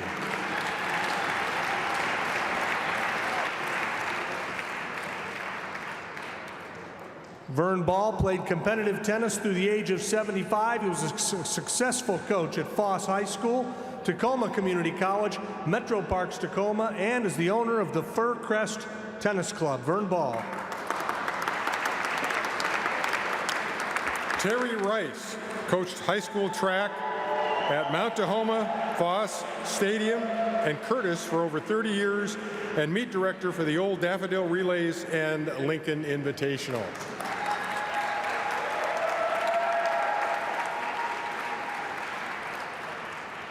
Mike Sowards, head wrestling coach at Ording High, where his teams won 4 state championships, runners-up 3 times. 28 of his wrestlers over his career were individual state champions.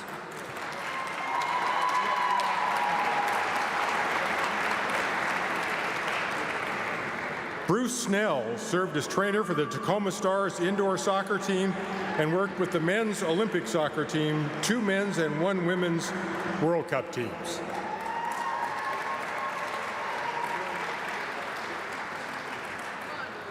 We'll pause for a moment, let the photos catch up here. We've got so many honorees. This is quite the class going in.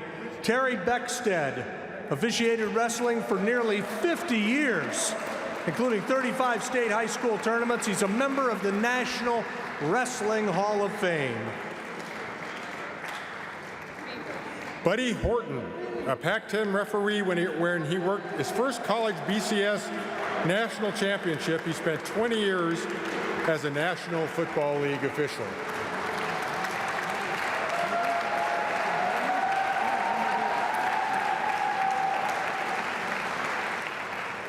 And finally tonight, Dan Spriesterbach started officiating high school football games in 1973, a Pac-10 and 12 football official for over 30 years, and is a member of the Pac-12 Football Officials Hall of Fame. Dan?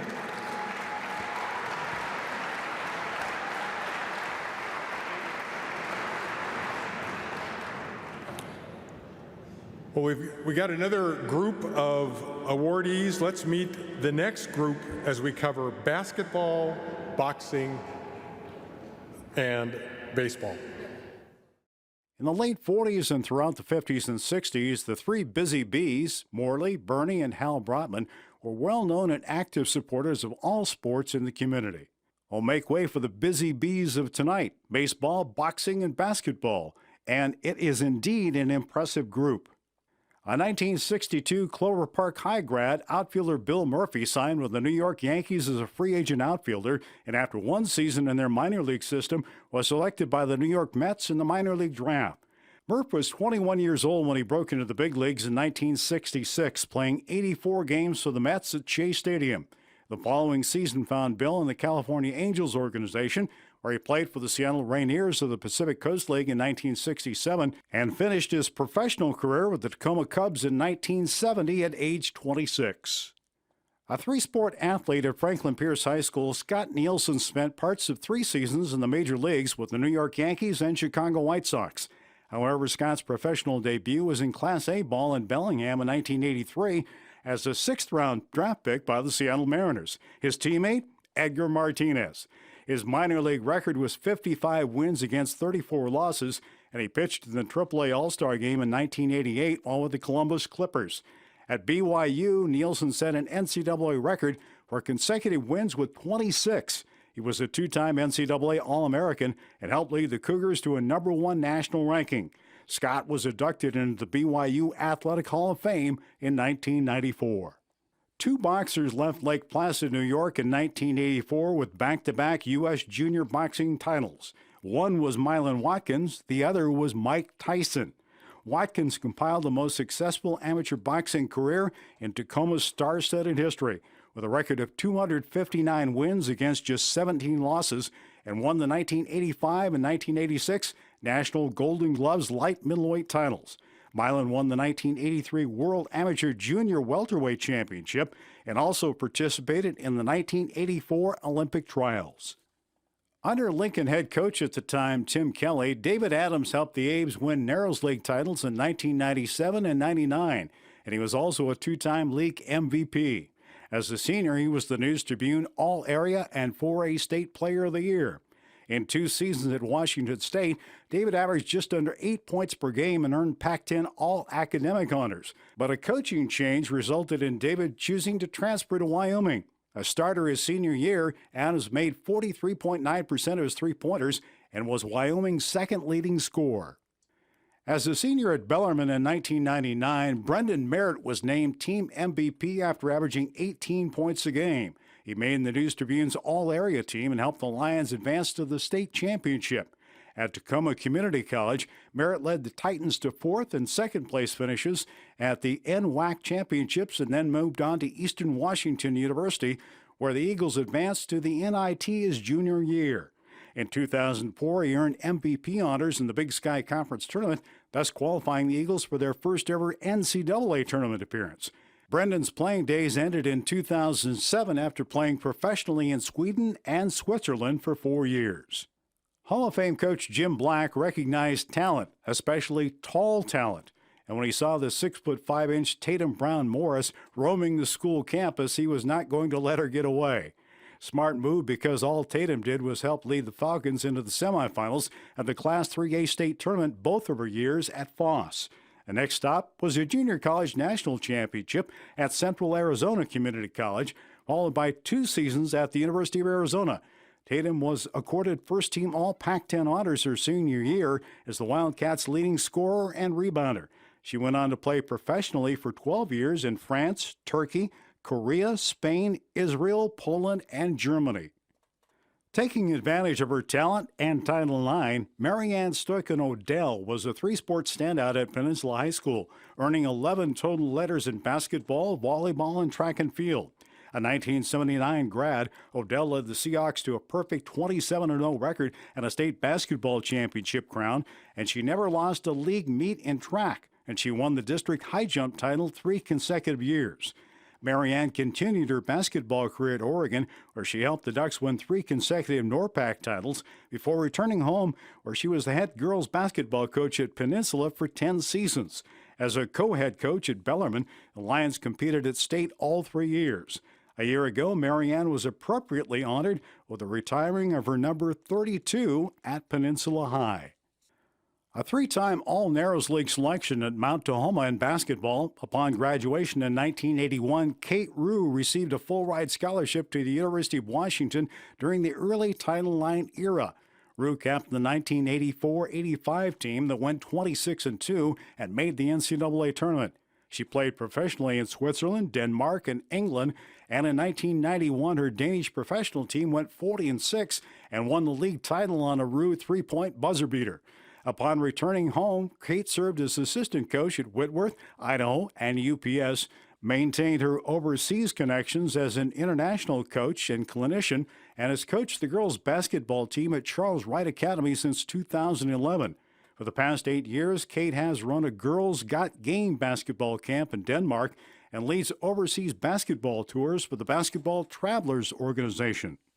From 1969 through 1974, Plywood Tacoma was a power on the National Amateur Basketball stage, winning 2 championships and twice placing 2nd and 3rd during 6 consecutive appearances in the National Amateur Basketball Association tournament. The team was established in 1968 as a way to give former collegiate players, many of whom have become high school and college coaches, the opportunity to keep playing. That 68-69 Plywood Tacoma team finished the regular season with a 22-1 record and a trip to nationals where they lost 74-73. In 1971, the team won the first of its 2 NABA championships, led by guard George Grant, who was named the tournament's most valuable player. Guards Clint Names and Grant, both former standouts and teammates at Stadium High School and the University of Washington, along with former Pacific Lutheran College forward Jim Van Beek, were all over 30 years of age. In fact, the team was usually several years older than most of their opponents, but their experience, court savviness, and constant motion offense that relied on screens and the pick and roll worked to their advantage. Player coach Darren Nelson made sure fresh bodies were constantly on the court, and crafty, wily old veterans such as Tom Names, Jim Harney, Mike Dahl, Lee Sinnis, Tom Tomervik, and brothers Dave and Gary Wortman, coupled with the tenacity of Ted Werner and Steve Anstedt controlling the boards, resulted in the club bouncing back from a second-place finish in 1972 to claim their second national crown the following year, defeating White Gloves Maintenance from Houston in the title game. In 1974, the Pierce County Parks and Recreation Department hosted the national tournament at PLU in Olson Auditorium, and the team finished second once again, losing 94-88 to the Minneapolis Kings in the finals. It was truly an incredible run of national tournament success enjoyed by a veteran group of former college basketball players, many of whom learned the game on Puget Sound playgrounds. Other contributing teammates over the years included Mark Anderson, Jay Bond, Kurt Gamble, Steve Hawes, George Irvin, Mike Jordan, Charles Lowry, Lynn Nance, Dan Stewart, Keith Swaggerty, and sponsor Dick Burrows, whose commitment to the club never wavered.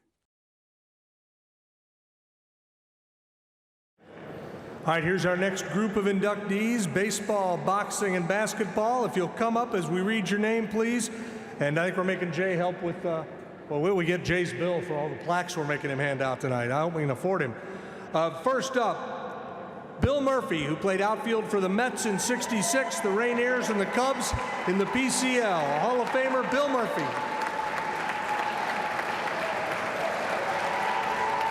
Scott Nielsen, a 2-time NCAA All-American.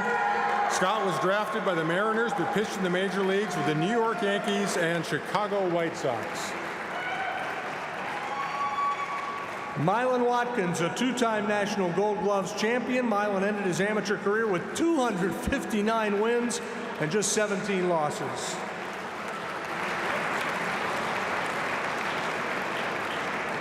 David Adams, a 2-time Narrows League MVP at Lincoln. David was the 4A State Player of the Year in 1999 and earned Pac-10 All-Academic honors at WSU. David has his family here tonight, which includes his son, aptly named Lincoln. Brandon Merritt. Oh, right, sorry. Brandon Merritt led Tacoma Community College to 4th and 2nd place finishes before earning MVP honors in the Big Sky Conference, leading Eastern Washington to their first ever NCAA tournament appearance. Brandon Merritt.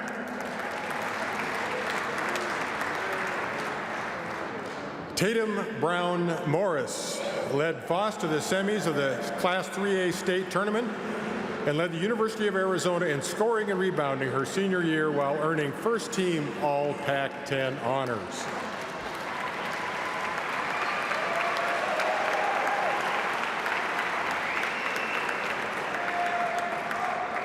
Marianne Stoichen-Odell earned 11 letters in basketball, track, and volleyball at Peninsula and led the Seahawks to a state basketball title in 1979, then helped Oregon win 3 straight NORPAC titles before embarking on a successful coaching career. Marianne Stoichen-Odell. Kate Rue.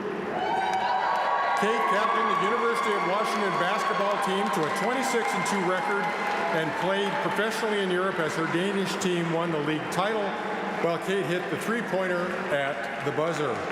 A coach at high school and collegiate level, she now runs basketball camps and tours internationally.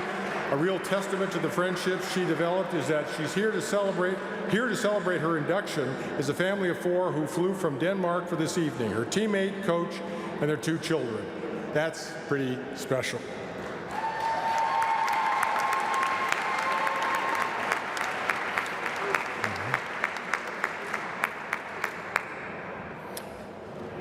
I thought, coming from Whidbey Island was pretty impressive. Denmark kind of blows my little drive down here right out of the water.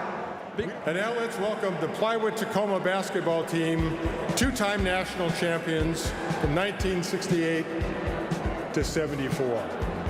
You'll see video of the basketball action up there, and we'll start with the honorees. Steve Anstead, a Bellarmine grad and head basketball coach at his alma mater for 27 years. Steve played collegiately at Portland State, where he was the team MVP for 3 seasons. He was selected by the Lakers in the NBA draft. Steve Anstead. Mike Dahl played collegiate ball at Western Washington University, where he was twice an honorable mention NAIA All-America and led the Vikings in scoring for 3 seasons. He was a forward on the Plywood Tacoma team. There he is, dramatic entrance by Mike Dahl. Next up, George Grant, who captained the baseball and basketball teams at UW and was named one of the 100 best athletes of the century in the city of Tacoma. He teamed with Clint Names to form the most potent guard tandem around for Plywood Tacoma. George Grant.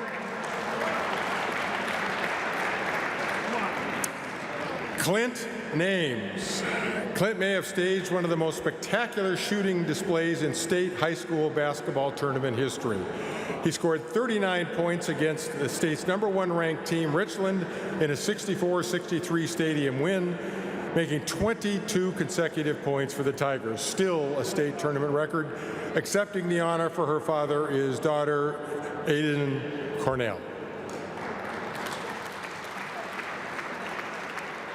Jim Harney, a point guard for Seattle University with All-American teammate Elgin Baylor and the O'Brien twins, Eddie and Johnny. Chieftains lost to Kentucky in the NCAA title game in 1958. Jim brought his KG veteran presence to the Plywood Five. Tom Names, a forward at Stadium and CPS. Tom was an all-Northwest AAU selection and played on a 70s team in the Senior Olympics. In fact, Tom, Clint, and Father Scott played together in their golden years, combining for 198 years. Wow, 198 years? Wow. That's something.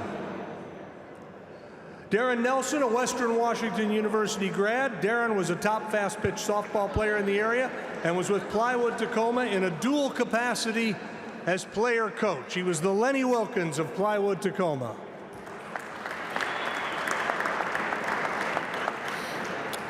Lee Sinnis, a forward on the Plywood team. Lee enjoyed a Hall of Fame career at Pacific Lutheran University and coached the Port Angeles boys team for 18 years.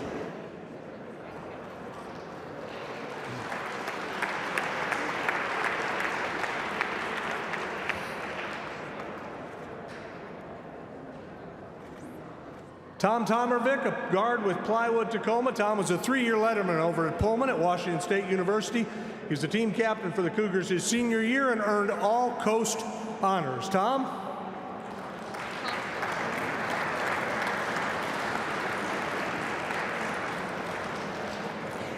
Jim Van Beek was one of the big 3 stars during the glory years at PLC in the late 50s in men's basketball. During his career, the Lutes won 37 straight games and competed at the NAIA National Tournament 4 straight years, finishing second in 1959. A high-scoring forward for the Plywood Club, Jim is in the PLU Athletic Hall of Fame.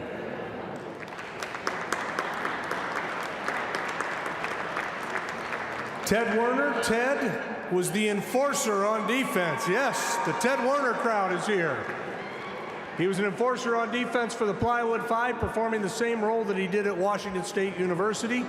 1965 Wazoo grad, the 6'8" center, played for Marv Harshman, and his senior year averaged 13.4 points and 11.3 rebounds a game for the Washington State Cougars. Ted Werner.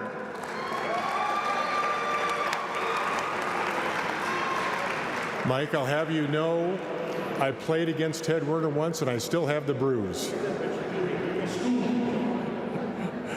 Dave Wortman, a forward at Seattle Pacific University. Dave led the team in scoring 3 straight seasons and was named an honorable mention UPI All-American in 1962. And Gary Wortman, a guard at Seattle Pacific University. Gary was a former assistant coach for the Sonics for 8 years. He helped discover and early work out such players as Nate McMillan, the X-Man, Xavier McDaniel, Sean Kemp, and Derek McKee. He then spent 8 years in the Atlanta Hawks organization. Gary Wortman.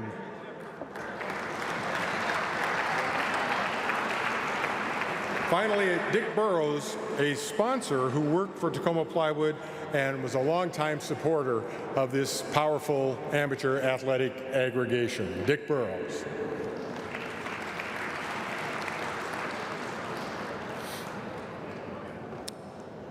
Well, now comes a group of colleagues. I was a little skeptical about how this was going to work because this was the dreaded sports department of the Tacoma News-Tribune that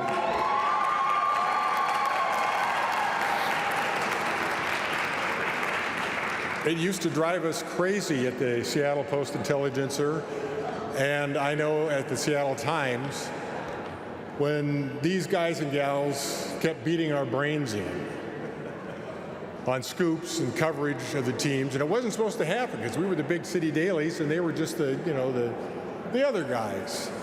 But the other guys did an amazing job, and it was very spectacular. I want to share one anecdote with you.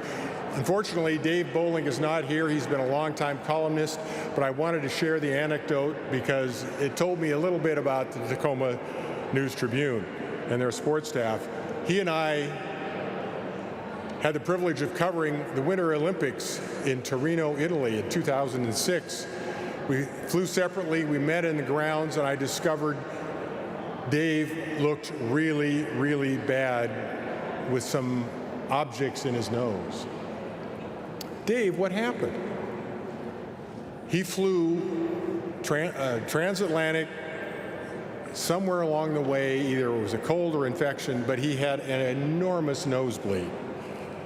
And I said, Dave, you should be in the hospital. And he said, I already went to the first aid.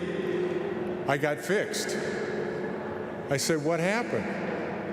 He said, well, this beautiful Italian doctor came up to me and she says, I fix you.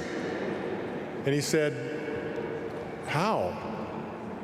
And she said, Italian nosebleed fixer. She held up a tampon. And she looked at him, and Dave sort of smiled, and she said to him, here comes pain. Dave stayed up all night, met every deadline, filed columns, did not sleep for 48 hours with that object in his nose. That is courage undaunted in sports writing. And that's emblematic of the Tacoma News-Tribune crew. So we have a little video now to get us caught up with what a great outfit that was.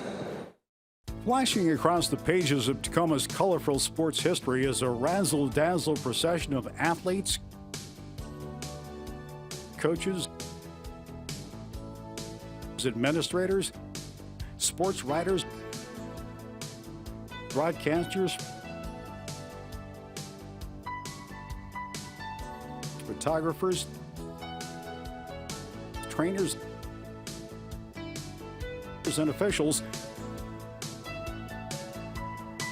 professional and amateur. According to Herbert F. Hunt's History of Tacoma, the first recorded Tacoma area sports event was a horse race in 1858. And although a fist fight broke out to highlight the day's activities, the races went on. The late Dan Walton, who chronicled the local sports scene for decades as sports editor of the Tacoma News-Tribune, once wrote, "Name your sport, and Tacoma has it." Let there be no mistake about it, over the last 2 decades, the internet and social media have drastically changed how local sports are covered. We may not like it, but it's here to stay. Before stories and breaking news were boiled down to brief, ephemeral tweets, we relied on newspapers to craft the first draft of our local sports history. Parents clipped out articles to fill scrapbooks that their children could look back on fondly for decades and show to their children. But that is becoming a thing of the past. For more than a century, the TNT has been the leading source for local sports news. But it was in 1987, as it transitioned from an afternoon to a morning paper, that it started building a staff that produced a level of writing and reporting that few communities enjoy. Awards rolled in, major stories were broken, and Tacoma sports writers were routinely asked to vote for major honors such as the Heisman Trophy, Wooden Award, NBA, NFL, and MLB Halls of Fame, the AP Top 25, and All-American teams. Decades later, this group still holds considerable sway in the sports world.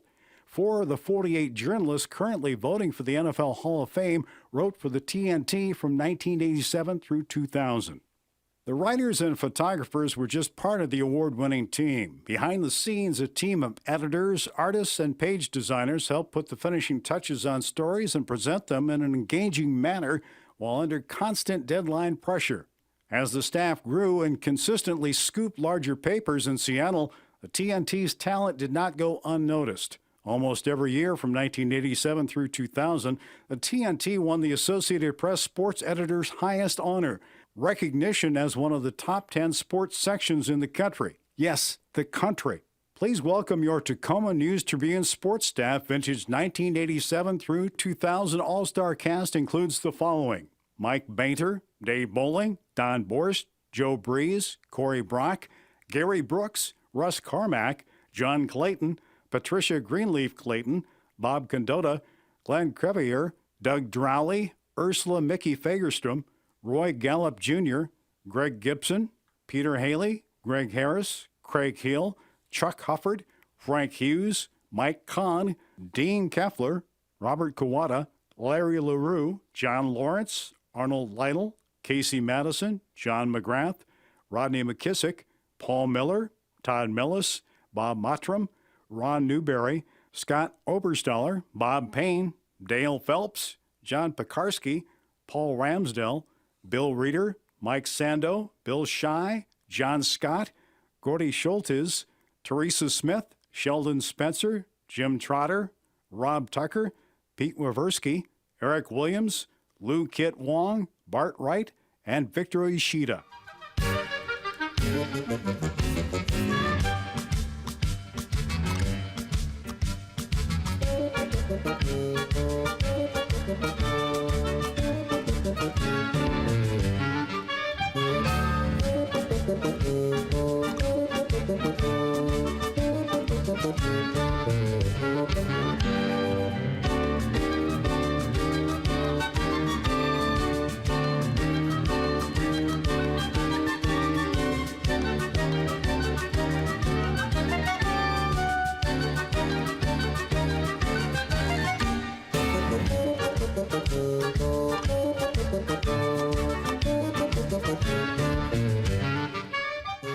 This is the happiest place on earth. Forget Disneyland. It's right here.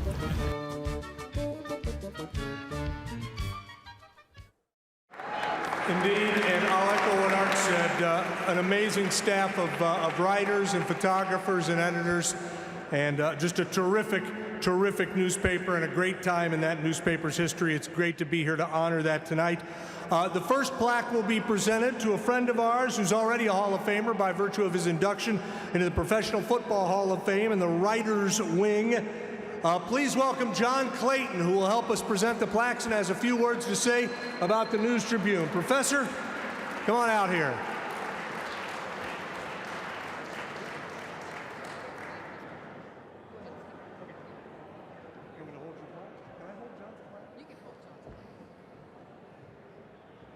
To Mark Blau and everybody, thank you for this. This is so special.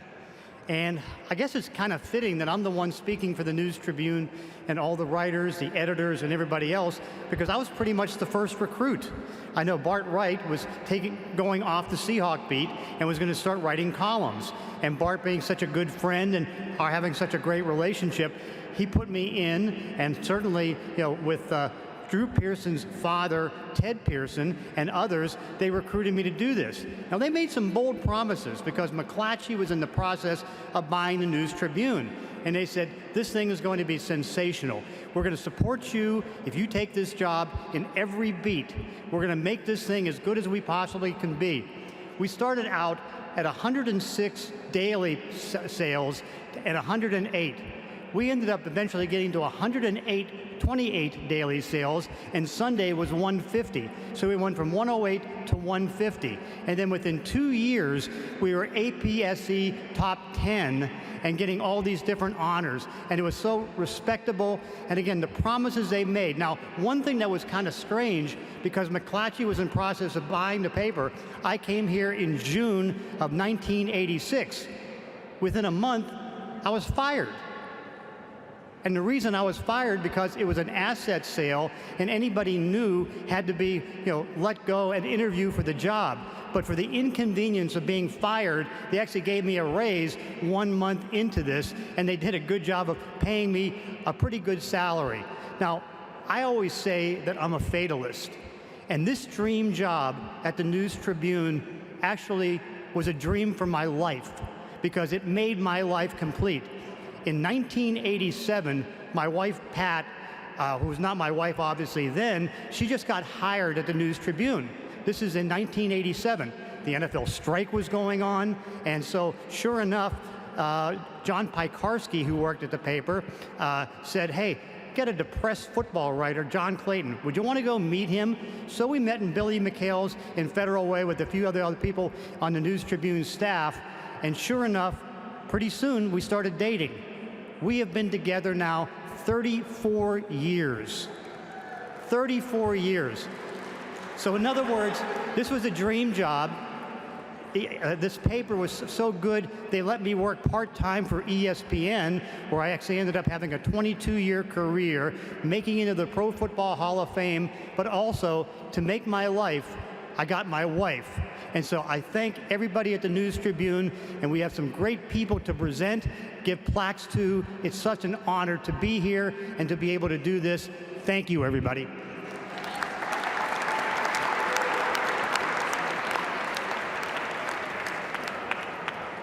The 1987-2000 All-Star cast includes the following, and since everyone is recognized in your souvenir program, I'm going to be introducing those who are here.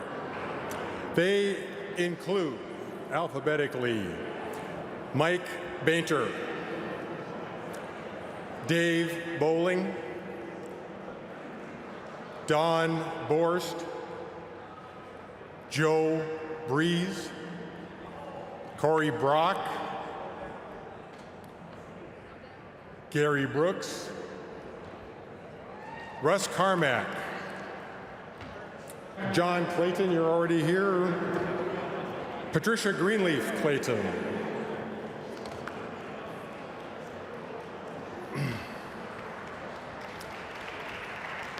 Bob Condotta, Glenn Crevier,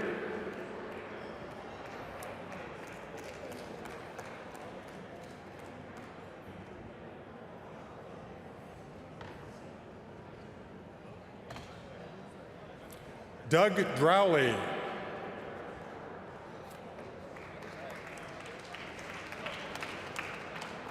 Ursula Mickey,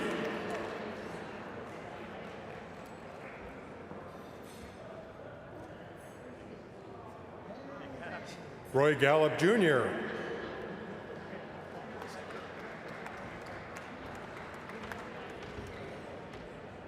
Greg Gibson,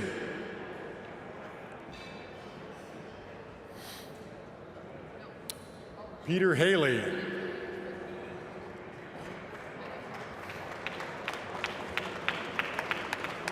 Greg Harris, Craig Hill,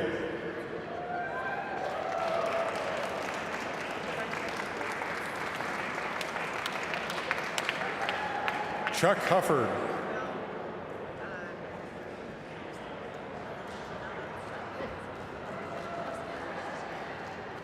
Frank Hughes,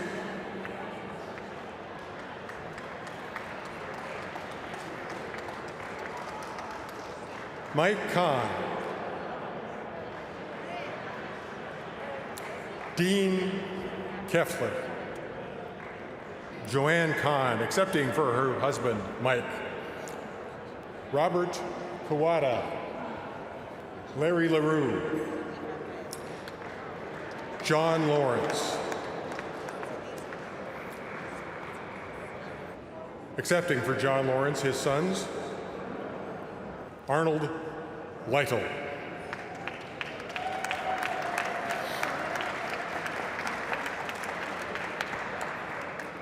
Casey Madison.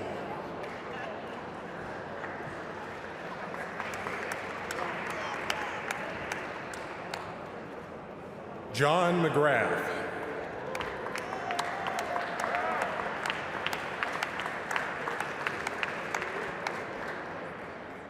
Rodney McKissick.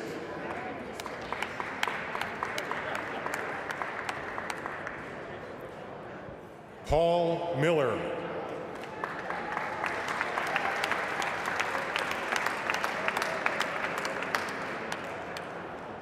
Todd Millis.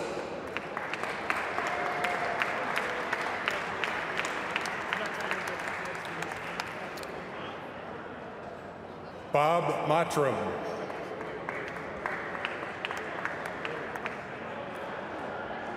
Ron Newberry.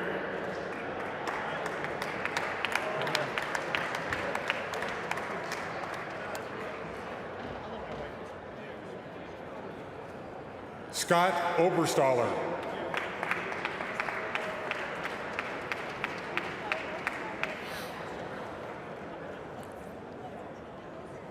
Bob Payne.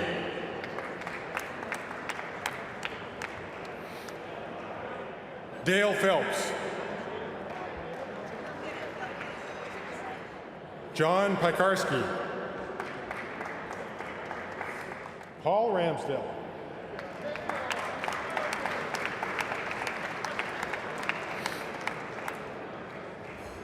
Bill Reeder. Mike Sando.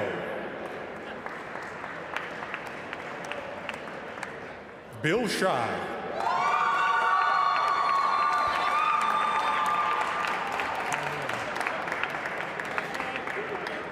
John Scott. Gordy Schultes. Teresa Smith.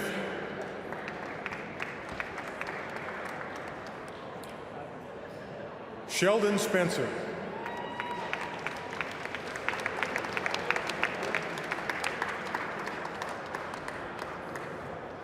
Jim Trotter.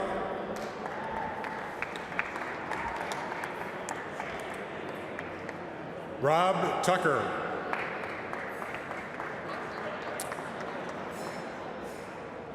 Pete Waversky. Eric Williams.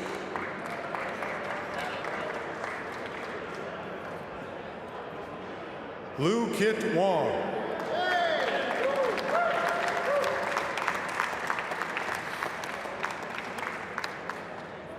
Bart Wright.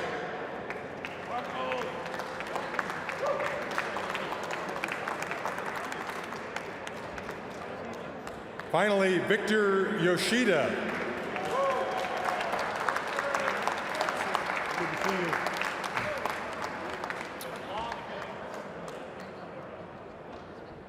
We have completed the Hall of Honor. Let's get a final round of applause for an unbelievable staff that put out a great newspaper for many, many years, the Tacoma News-Tribune staff from 1987 to 2000.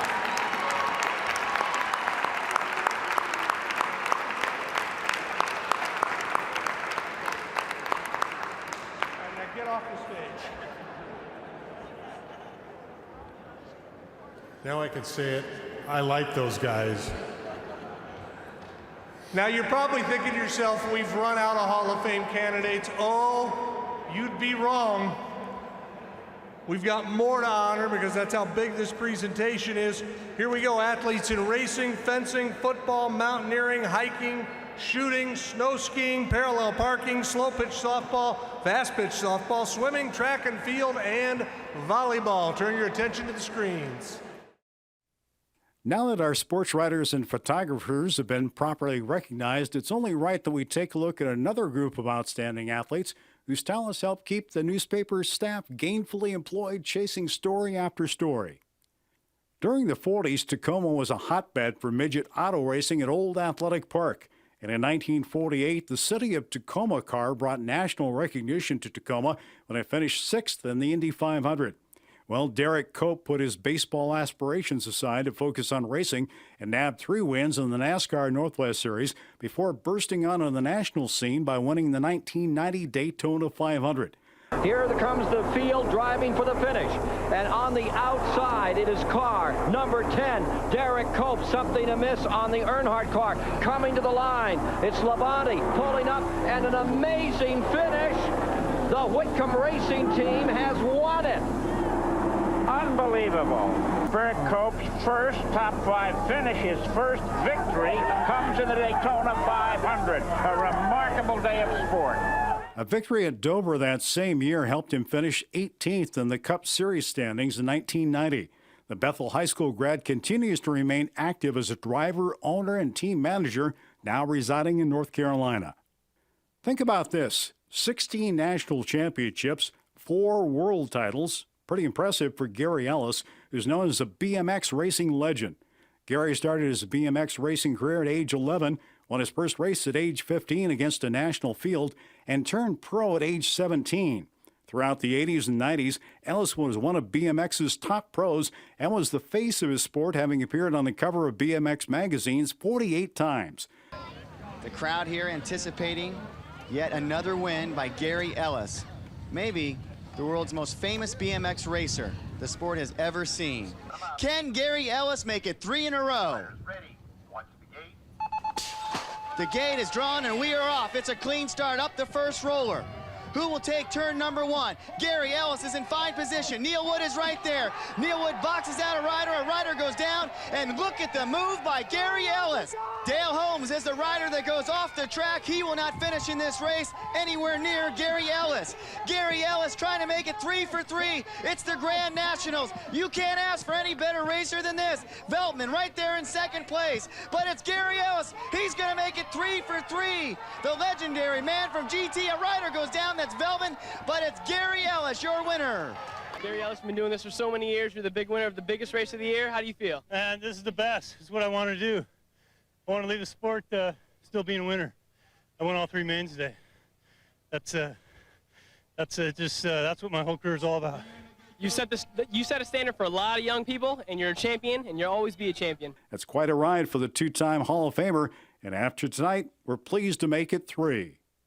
No need to be on the fence with this next selection, as from the moment Harold Hilleman immigrated to the United States from Poland, he devoted his lifetime to keeping fencing alive in Tacoma. He took up fencing at age 36 in Lakewood, and then gained a greater appreciation for the sport by attending classes at the Tacoma YMCA. Harold became proficient in all 3 weapons, épée, saber, and foil, and eventually founded the Blue Steel Fencing Club while providing instruction at multiple locations throughout Pierce County. He passed away at the age of 87 as president of the Metro Tacoma Fencing Club, which has been serving the South Puget Sound since 1999. After a standout career in both basketball and football at Puyallup High, where he earned all-state honors as a wide receiver and made the News Tribune's all-area team, Dane Looker played 2 years of basketball at Western Washington University. The lure to reconnect with his high school quarterback, Brock Heward, was too good to pass up, though, and so he transferred to the University of Washington. The Heward-DeLooker connection was an instant success, and in his first game, he tied the school record with 11 catches and later broke it with 12 catches against USC. His sure-handedness and patience paid off as he played for the St. Louis Rams from 2002 through 2008. He also played 1 season in the NFL Europe League, and his 2 touchdowns in World Bowl X earned him MVP honors for his winning Berlin Thunder team. Quick pass, Dane Looker. Into the end zone, touchdown Berlin Thunder.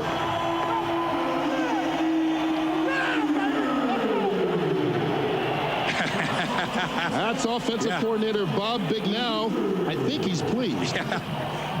You think they're a little charged up about this World Bowl and trying to defend their title?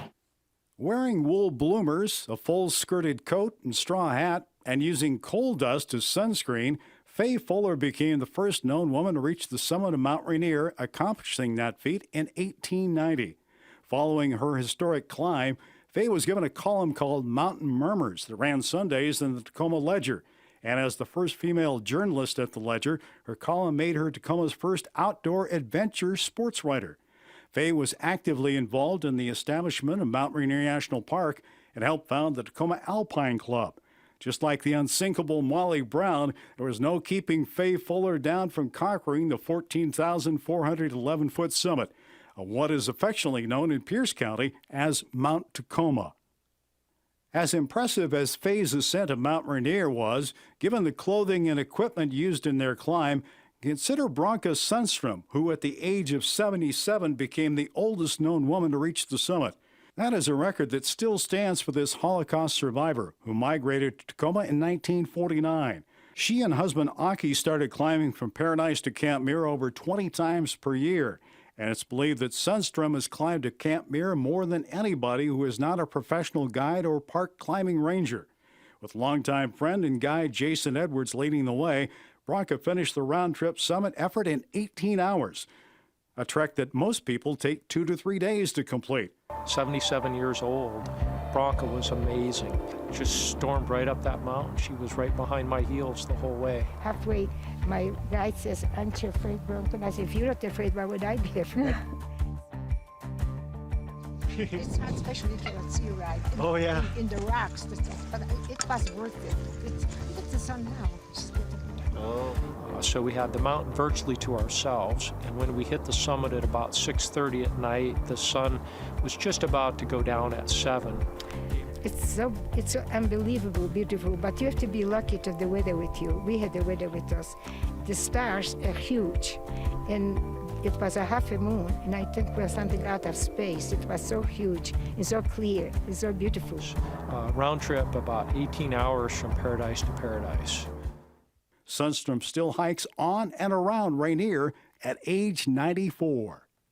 In our daily lives, the term shoot can be used in many ways. Shoot, I lost my wallet. Or shoot, I locked my keys in my car. But in sports, it can take on a completely different meaning, such as, shoot, how could I have missed that fastball right down the pipe? Or shoot, how could I have possibly missed that 2-foot putt for an eagle? But when Morgan Hicks Walliser hears the term shoot, all she knows is to take a deep breath, aim, and pull the trigger. And that she did with resounding accuracy and success. This Roy native was an NCAA champion rifle shooter, placed 7th at the World Championships in Italy, and went straight to the Summer Olympics in Athens, Greece, where she placed 12th in the 50-meter small-bore rifle competition, the best of 2 Americans. Morgan earned All-American honors and the 2004 NCAA air rifle title while at Murray State, and competed in numerous international events. And this past November, Morgan was inducted into the MSU Hall of Fame.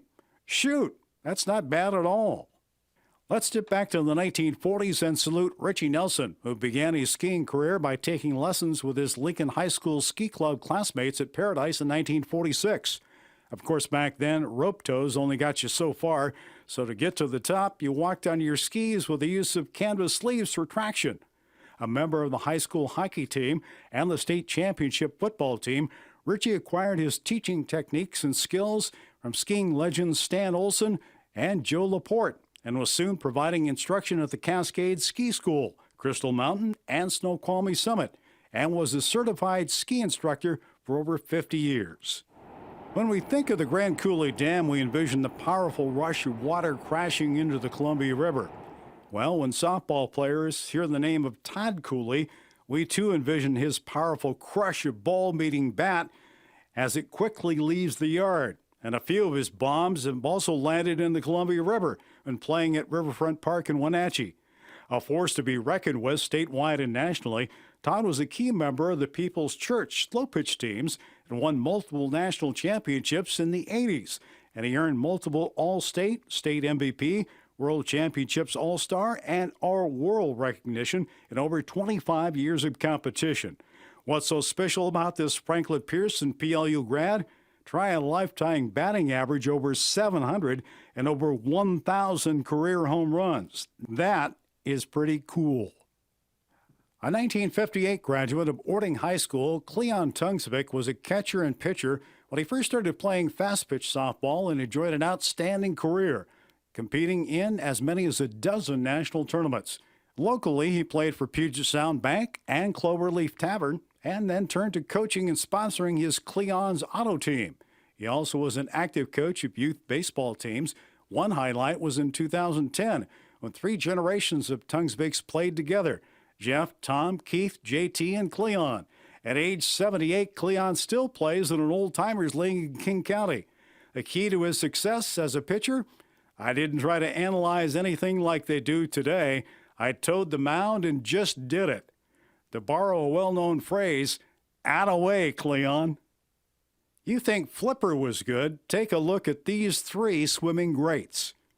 Born in 1925, Bert Thomas discovered his gift for swimming long distances and was recruited by the Marines as a combat swimmer.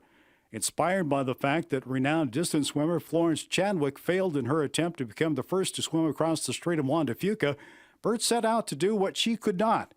On the evening of July 7, 1955, Thomas set off from Edith's Hook near Port Angeles, and 11 hours and 10 minutes later was welcomed by 2,000 spectators, won $3,500 in prize money, and earned the reputation as the best long-distance open water swimmer in state history.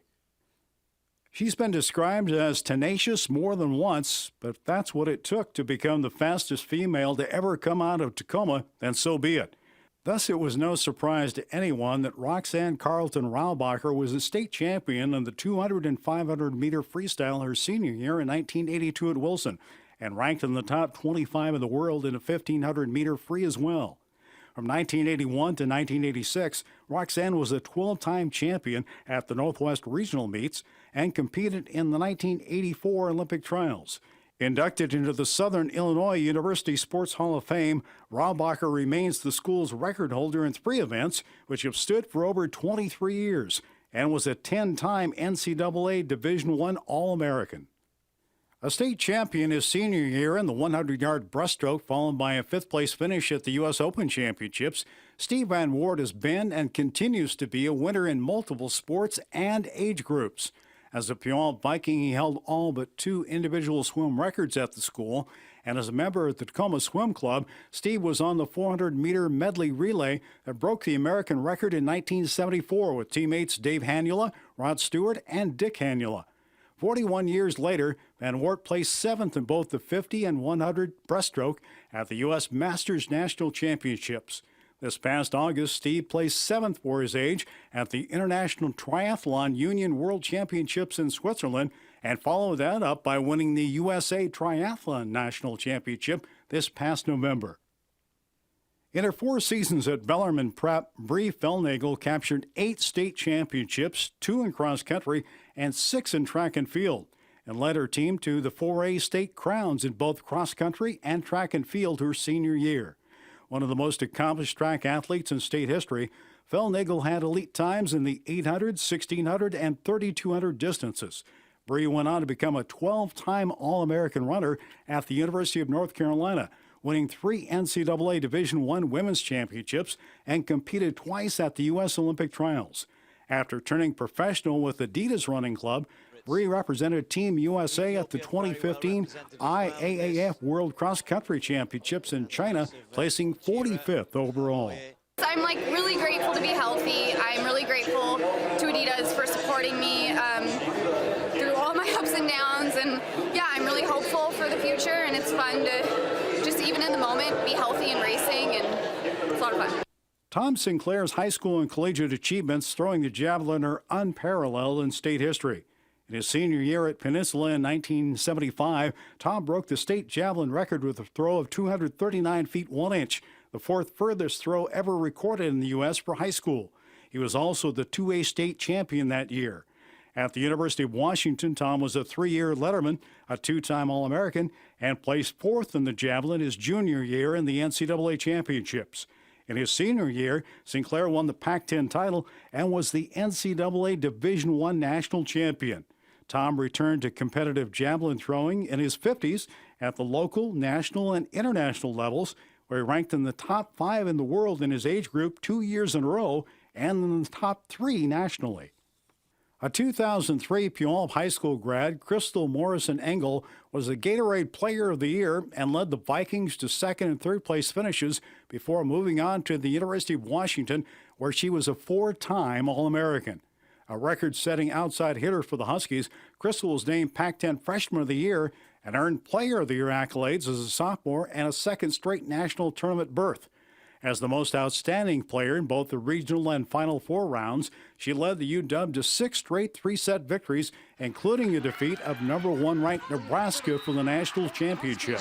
Here in Game 3, back on top.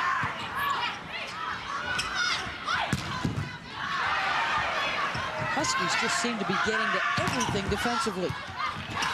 Overpass. Washington. Griffin to Elmer. Blocked! And it's over! The Washington Huskies, in a stunning 3-game sweep, win the program's first ever national championship. The team finished with a 32-1 record and had 116 wins against just 13 losses during Engel's stellar 4-year career. Crystal competed 2 years in the Puerto Rico Professional League and on the AVP Pro Beach Volleyball Tour for another 6. Now please welcome another Hall of Famer, Sam Ring. A league champion 2-miler at Mount Tacoma in the 1960s, Sam was the winner of the first Sound to Narrows race as one of only 8 to run in every single race since 1973. That's one of the great feats of anybody in this room. Sam has coached Mason Junior High, Bellarmine, and the University of Puget Sound, as well as Wilson High School, and is in 3 Halls of Fame. Sam, thanks for joining us here tonight. Thanks, Sam. All right, our honorees in this division, Derek Cope, who is not present tonight, the 1990 Daytona 500 champion. He was later an owner and a team manager on the circuit, and I saw him driving a race last year. He's in his 60s, and he's still out there racing with the NASCAR guys. Gary Ellis. At the age of 17, Gary turned pro, and when he retired, he was considered a BMX racing legend. This is the 3rd Hall of Fame induction for Gary, whose resume includes 16 national championships and 4 world titles for this Puyallup High grad. Harold Hilleman, who is not present tonight, a devoted enthusiast of fencing. He founded the Blue Steel Fencing Club after years of providing instruction throughout Pierce County and kept the sport active for his entire life once he had arrived in the U.S. Dane Looker, an all-state football player at Puyallup High. Dane enjoyed a successful football career as a Husky, where he tied the single-game record with 11 receptions against ASU in 1998. Dane then competed for Berlin, where he was in the World Bowl MVP in the World Football League, and as Berlin won the championship. His next stop was the National Football League, where he flourished as a stellar possession receiver in 7 seasons with the St. Louis Rams. Faye Fuller is not present tonight, and there's a good reason for that. Faye was the first woman to reach the summit of Mount Rainier, the first woman, accomplishing the feat in August of 1890, so it took us 131 years to induct her into the Hall of Fame. Congratulations, Faye, wherever you are. Bronca Sundstrom. If you look up the definition of Mount Rainier in the dictionary, don't be surprised to learn that the owner is not the U.S. National Park Service, but it's Bronca Sundstrom, who has climbed from Paradise to Camp Muir perhaps more than anybody who is not a professional guide or a park climbing ranger, and at the age of 77 was the oldest known woman to reach the top. And if you're wondering, yes, she still hikes around Mount Rainier at 95 years old. She's healthier than most of us here.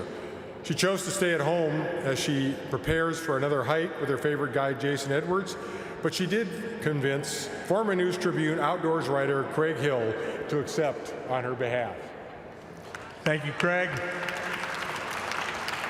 Morgan Hicks Walliser, an NCAA champion and All-American rifle shooter, She placed 7th in the World Championships in Milan and then went straight to the Summer Games in Greece in 2004. Then successful Division I college coaching career. A Bethel High grad, very pregnant Morgan Walliser sends her regrets from the comfort of her home and no doubt behind a gun in Maryland. Rich Nelson. Give this 91-year-old a pair of skis and you'd probably be hard-pressed to keep him off the slopes. He was an all-around athlete at Lincoln, but ski races and a passion for instructing others was his forte, whether it be Paradise, Snoqualmie Summit, or Crystal Mountain. Rich actually received his Hall of Fame ring a year ago when he turned 90, but he guaranteed that he would hang around to celebrate with all of you, and he's a man of his word. Way to go, Rich. Todd Cooley is our next honoree. Franklin Pierce and PLU athlete. Todd started playing slow-pitch softball in 1977 with Bethany Open Bible and Spanaway Assembly of God teams. For the next 9 years, he was one of the best slow-pitch players in the region and developed into one of the marquee players on the powerful, nationally recognized People's Church team. A state MVP and World Championship All-Star, the classy Cooley is respected and revered equally by teammates and opponents. Cleon Tungvik. Cleon is a very talented juggler. For over 50 years, he's been juggling his schedule as a fast-pitch softball catcher, pitcher, coach, sponsor, and at age 79 is still playing in an old-timers league. He has played in state, regional, and national tournaments, and his newest title is spectator as he watches his daughter play the sport at Puyallup High School. Bert Thomas is not here tonight, and we could not find a relative of Bert's, but he was a terrific open water swimming athlete. Many accomplishments, and we're pleased to share his aquatic story tonight, so it is not forgotten. Bert Thomas. Roxanne Carlton Raubacher, a 10-time NCAA Division I All-American. Roxanne was considered the fastest female distance swimmer ever from Tacoma and was ranked in the top 25 in the world her senior year at the 1,500-meter freestyle. She was also the state champion in 2 freestyle events at her senior year in Wilson High School and is in the Southern Illinois University Hall of Fame. I think Rick Riz is in the Southern Illinois University Hall of Fame, I believe. That's a fun fact for you to look up. Steve Van Wart, a state champ and record holder in the 100-yard breaststroke his senior year at Puyallup. Steve was also on the 400-meter medley relay team that broke the American record in 1974 and won the Pac-8 title in the same event the same year. Using his swimming background and athleticism, last November, Steve won the USA Triathlon National Championship at the age of 66. Congratulations, Steve. What is it in the Tacoma water that keeps people so long-lived in sports? My gosh. Bree Velnagel, a 12-time All-America runner at the University of North Carolina. Bree won 3 Division I championships, competed in 2 U.S. Olympic trials, and won 2 cross-country and 6 track and field state championships while competing for Bellarmine. Tom Sinclair was a 2-time NCAA All-American in the javelin at the University of Washington and was the NCAA D1 National Javelin Champ in 1979. Tom set the Washington State record in the javelin in 1975 with a throw of 239 feet, 1 inch. His record still stands and remains one of the nation's oldest high school track and field records. Tom Sinclair. Crystal Morrison Engel, the 2003 Gatorade Volleyball Player of the Year at Puyallup High School. Crystal went on to become a 4-time All-America at the University of Washington, leading the Huskies to the NCAA National Championship in 2005, as well as Pac-10 Player of the Year honors, and I think that's our list. All right. Right before Art has some comments, we've got our final big video of the night saluting the 2-time Mount Tahoma State Championship football teams of 1979 and 1980. The only thing sweeter than winning a state title is erasing any doubt as to the dominance by repeating as champions a year later. That's precisely what the Mount Tacoma Thunderbirds accomplished over the 1979 through 80 seasons, winning 24 consecutive games on their way to becoming the first high school football team in Washington State history to take back-to-back titles. Now let's check the starting lineups for the Mount Tacoma T-Birds. Brad Goebel, quarterback, senior. Ken Baker, fullback, senior. Mike Vindovich, tailback, junior. Darrell Harper, wide receiver, senior. Brian Humphrey, center, senior. Mike Young, guard, junior. Frank Hobbs, guard, senior. John Hayward, tackle, senior. Angelo Suarez, tackle, senior. Todd DeCarteret, tight end, senior. Ralph Gomez, split end, senior. Ramon Moore, nose guard, junior. Lacey Walker, defensive tackle, junior. Malcolm Sorrell, defensive end, senior. Kevin Harper, linebacker, senior. Curtis Saunders, linebacker, senior. Don Moore, cornerback, senior. Quinn Baxter, cornerback, junior. Fred Baxter, defensive back, junior. John Cole, defensive back, senior. Todd Hunter, defensive end, senior. Craig Meyer, kicker, junior. And make no mistake, Mount Tacoma didn't just win the championship, they dominated the competition, thumping Rogers and Issaquah by a combined score of 58-6 in the two title games respectively. And this just wasn't a case of playing well when the lights shined brightest. The T-Birds allowed just a single touchdown to an opponent during the 1980 regular season. With all due respect to scheme and strategy, every honest coach will tell you that talent makes winning easier. And Mount Tacoma certainly had a star and parade All-American running back Mike Vindovich, one of a handful of T-Birds from these squads who would go on to play at the collegiate level, along with Todd DeCarteret, Brad Goebel, and Malcolm Sorrell, among others. Vindovich and guard Mike Young were among the few players to start on both of Mount Tacoma's championship teams. However, proving the brilliance and determination of head coach George Norty, offense coordinator Don Liebrick, and defensive coordinator Maury Boughton. In fact, Mount Tacoma lost 5 of its 7 first-team All-Narrows picks from the 1979 team to graduation, leading Liebrick to radically change the offense in 1980. We had the QB, and we had Mike could have been. He could have been this guy and moved from his spot over to here on a set. Go, go, go. Mike was always wanting to follow. This guy in here. The quarterback turns, and here is, what do we got? Vindy. That play with Mike pulling. Shh. Get out of my way. Inside the 15, down to the 13. And Boughton facing nearly a complete overhaul of his defensive line.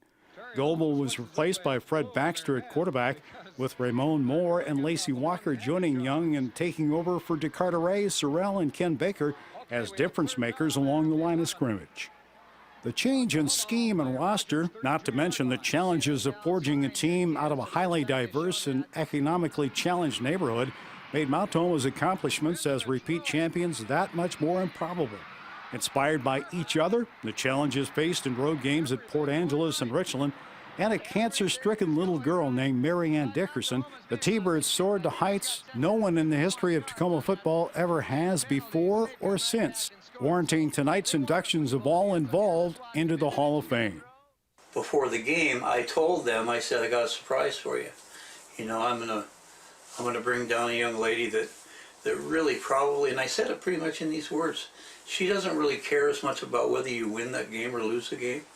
What she cares about is that, you know, we've been kicking around at this school that it doesn't matter your ethnic diversity, it doesn't matter how big you are, it doesn't matter how tough you are, it only matters how big a heart you have and how much you want to go out and you want to play this game to the best of your ability and do the best you can to win it. Nobody's guaranteeing you're going to win it. And if you don't win it, what I say is, so what? You played your best game maybe the last game of the year, and he gave it everything he had, so he ended up 2 points short, or he didn't. He won the game. Well, they won the game, so they went up. Met Mary Ann's mom. It was a big, neat, one of the warmest moments I've had in my lifetime of athletics and life. Members of the 1979 and 80 Mount Tacoma High School state champion teams included the following: head coach George Nordy, Maury Boughton, Don Liebrick, Dan Garash, Mike Deutsch, Ken Baker, Brian Barabi, Ron Bate, Fred Baxter, Quinn Baxter, Garland Bearden, Steve Blomgren, Mike Bolte, Anthony Broughton, David Cabrera, Robert Callahan, Mike Carrington, Ted Carter, Ivan Castillo, Kurt Chanowski, John Cole, Fred Cooper, Charles Dalton, Jeff Deshowski, Earl Davis, Todd DeCarteret, Ron Eckert, Dan Flannery, John Furman, Bob Gibson, Brad Goebel, Ralph Gomez, Todd Goodson, Ken Castelli, Lewis Green, Ken Hanks, Maurice Hanks, Darrell Harper, Joel Harper, Kevin Harper, Dan Hart, John Hayward, Dave Helses, Frank Hobbs, Chris Horn, Steve Hoy, Brian Humphrey, Todd Hunter, Rod Jackson, Jody Jacobson, Alonzo Jennings, John Johnson, Rich LaMonica, Rob Leonard, Todd Lundy, Vic Melton, Craig Meyer, Don Moore, John Moore, Ramon Moore, Larry Murphy, Robert Murphy, Dan Nelson, Scott Nordy, Elaine Patton, Doug Parrish, Dirk Pettit, Todd Pressey, Arnie Richard, Robert Ross, Brian Reichner, Curtis Sanders, Dave Seago, Mike Saunier, Ken Spencer, Angelo Suarez, Malcolm Sorrell, Mike Vindovich, Lacey Walker, David White, James Whitford, Mike Young, and Ray Richards. This closes another chapter of Tacoma-Pierce County Sports Hall of Fame inductions. We hope you'll agree that the class of 2020 is impressive. Please join us as we congratulate them all on their outstanding careers.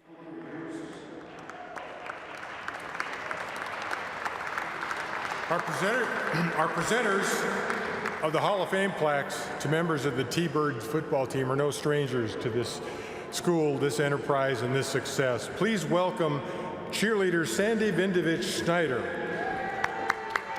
She was at Baker Junior High, a cheerleader at Mount Tacoma, and I believe she still brought her cheerleader jacket. Is that true? Yes. Wow. She is an authentic and an original. And joining her in the presentation is Rob Rang, a 1994 T-Bird grad who's an English and history teacher at his alma mater.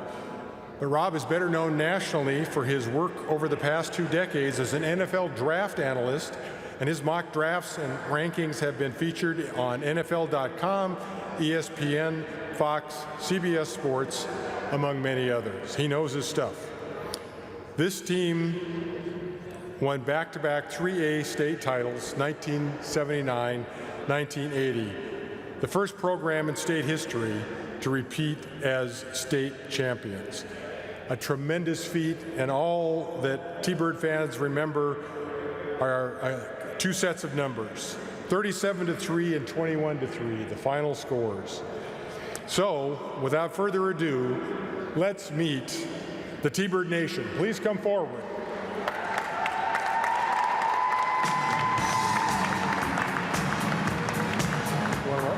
Go. Are you ready to present? Okay, here we go. Members of the 79 and 80 Mount Tacoma High School state champion teams present tonight include the following. Representing head coach George Nordy is his son Scott Nordy, who was also a member of the 1980 team.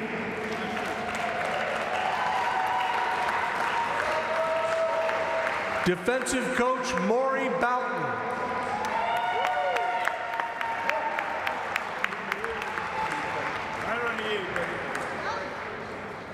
Representing offensive coach Don Liebrick is his wife Iris Feudel and daughter Laura Liebrick.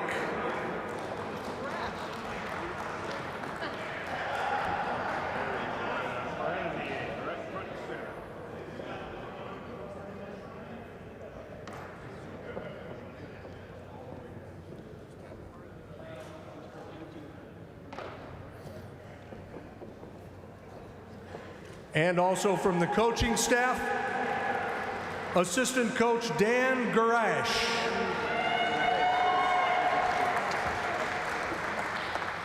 Thanks, guys. And now, team members, Ken Baker.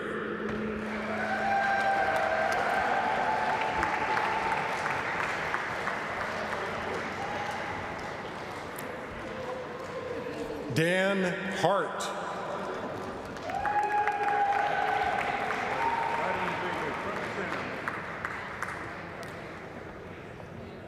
David Cabrera.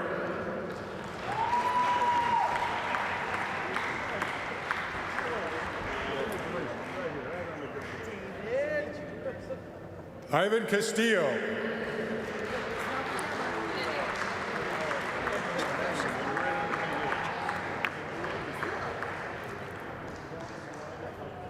Kurt Chanowski.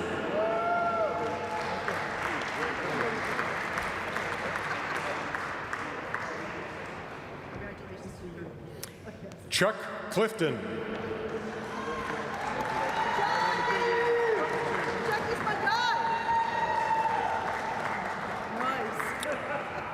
Earl Davis.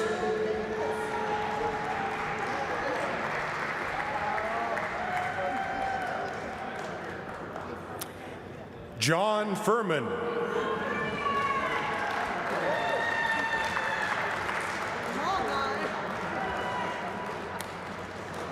Brad Goebel.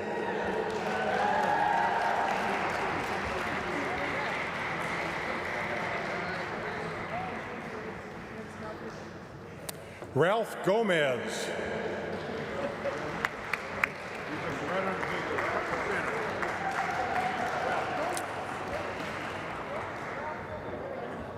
John Hayward.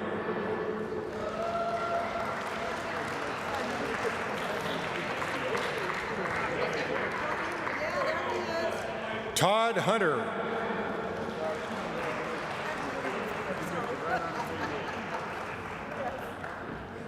John Johnson.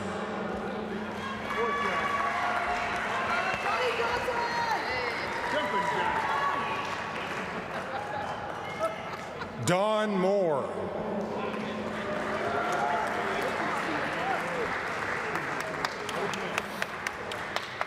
Raymond Moore.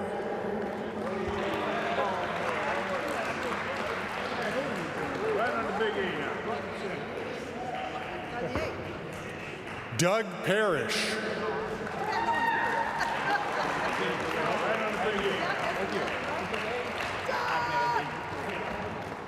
Dirk Pettit. Nice, look at that. You fit right into it. Finally, Mike Vindovich.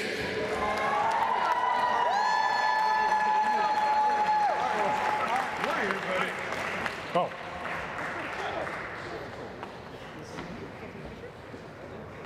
Your sister, Mike. Get your mask on.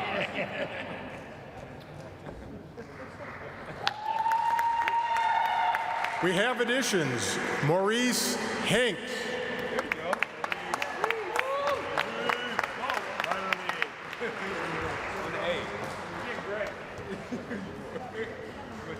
Fred Baxter.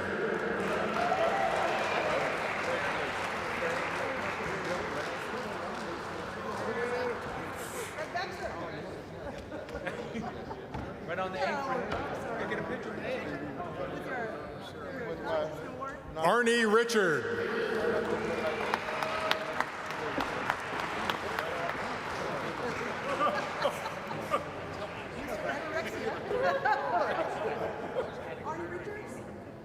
Nope. Sorry, we'll get one for you. We have one. They're all here somewhere.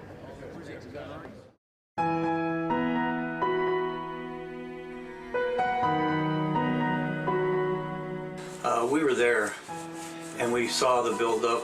We saw the, oh my God, what if we really have pinned our hopes on doing our best, and Coach is telling us the most important thing in the world is not winning, and yet, oh man, I'm as nervous as they are.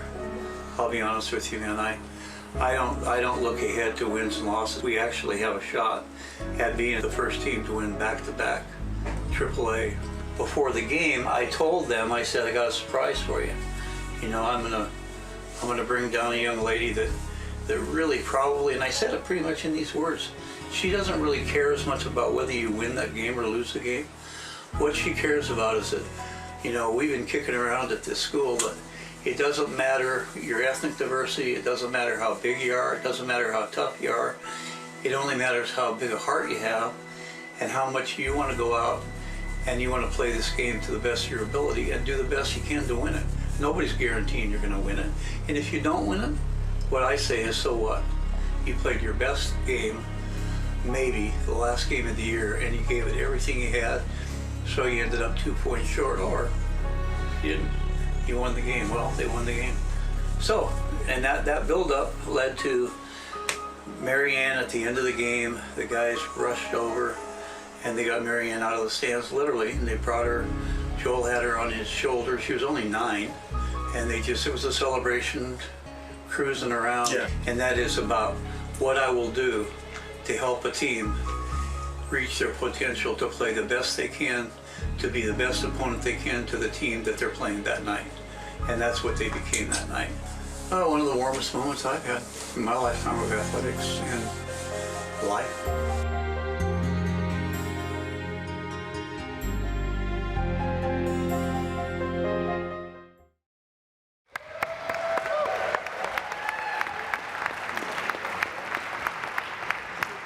All right, how about we bring out the, at the time, little girl who provided extra inspiration for this club for the T-Birds' first state championship in 1979, Marianne Dickerson, escorted tonight by team member Darrell Harper.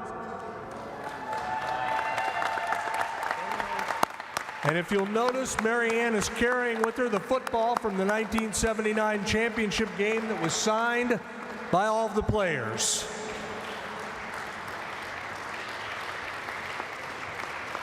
That's something.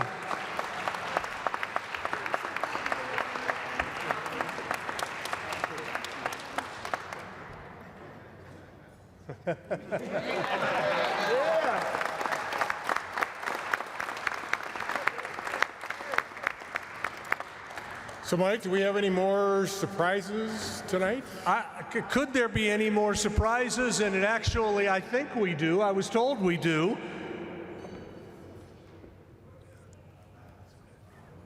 Are there any 2021 football players from There's the surprise we've been waiting for, ladies and gentlemen. It's the 2021 Mount Tacoma football team. The 2021 coming out Mount to see the T-Birds.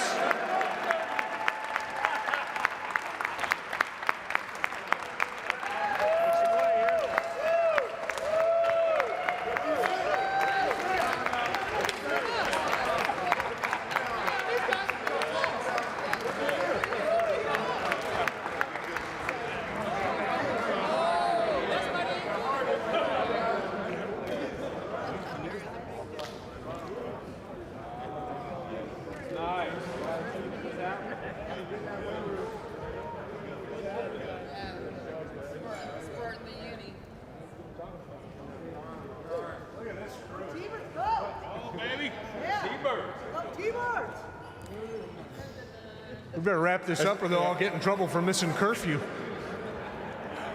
As a Mount Tacoma alum, I can say that we have just spanned 4 decades in this moment, and I am damn proud of all of these kids and all of their predecessors as champions.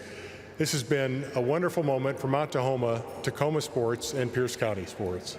And I know Mike Vindovich, I believe, had a couple of words he wanted to say, so we'll let him have the final word for Mount Tacoma. Mike? Mike?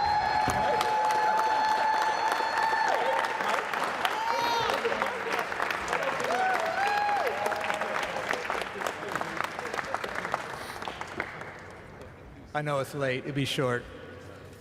It's really great to be here tonight with all the guys I played with. It's really a lot bigger than that. It was about all of us who went to school there. I see Kathy and Sharon and Carmen, Sheila, all the people we went to school with from elementary school, junior high, and then high school. I think the award probably means more now than it did. 40 years later, it means a lot more. But one thing that's really difficult are those that aren't with us anymore. George Nordy, who always gave really good pregame speeches. Offensive coordinator Don Liebrick, who was a lot of passion to the game. Jody Jacobson, who was a good lineman, an excellent catcher. Jolie Harper, who was a tougher nails linebacker, and whose dad, John, his uncle Harry, were my coaches growing up. They had a profound influence on me. They were like father figures to me. And Todd DeCarteret, who lost his courageous battle with cancer last October 22nd. He was an outstanding two-way all-league player and a friend of mine. But I think the truth is, as long as we're still here, then they're still here.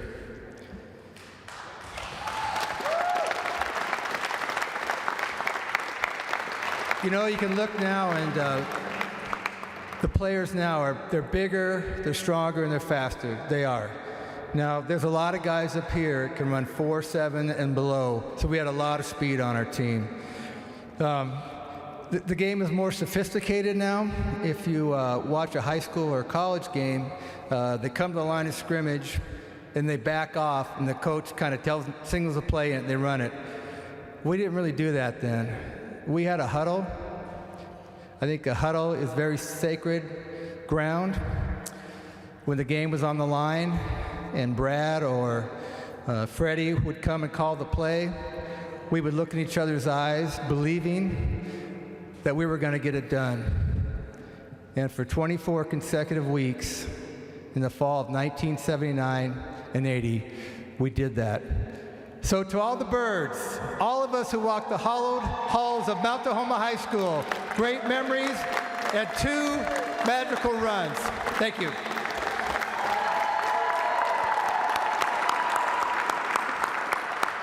What a way to end the night. Unbelievable evening here in Tacoma. We'd like to acknowledge the program sponsors whose logos are on the screen. In particular, our presenting sponsor, Connolly Law Offices. Our gold sponsors that includes Quorum for Kids Foundation, Marybridge Children's Hospital and Health Network, Domino's, the News Tribune and Columbia Bank, and special thanks to the Tacoma Athletic Commission and the Shanaman Sports Museum. And congratulations to all the recipients. Thanks to all of you for staying and for your patience. And we've had a great time. May I say goodnight on your... Well, Art, I'm trying to say goodnight over here. We're not done yet. What are you doing on the phone? I've just checked with the National Archives. I gave them the data about tonight's event, and they said, we've just made history. We've covered more ground tonight than Lewis and Clark. Thank you very much, everyone. Good night, everybody.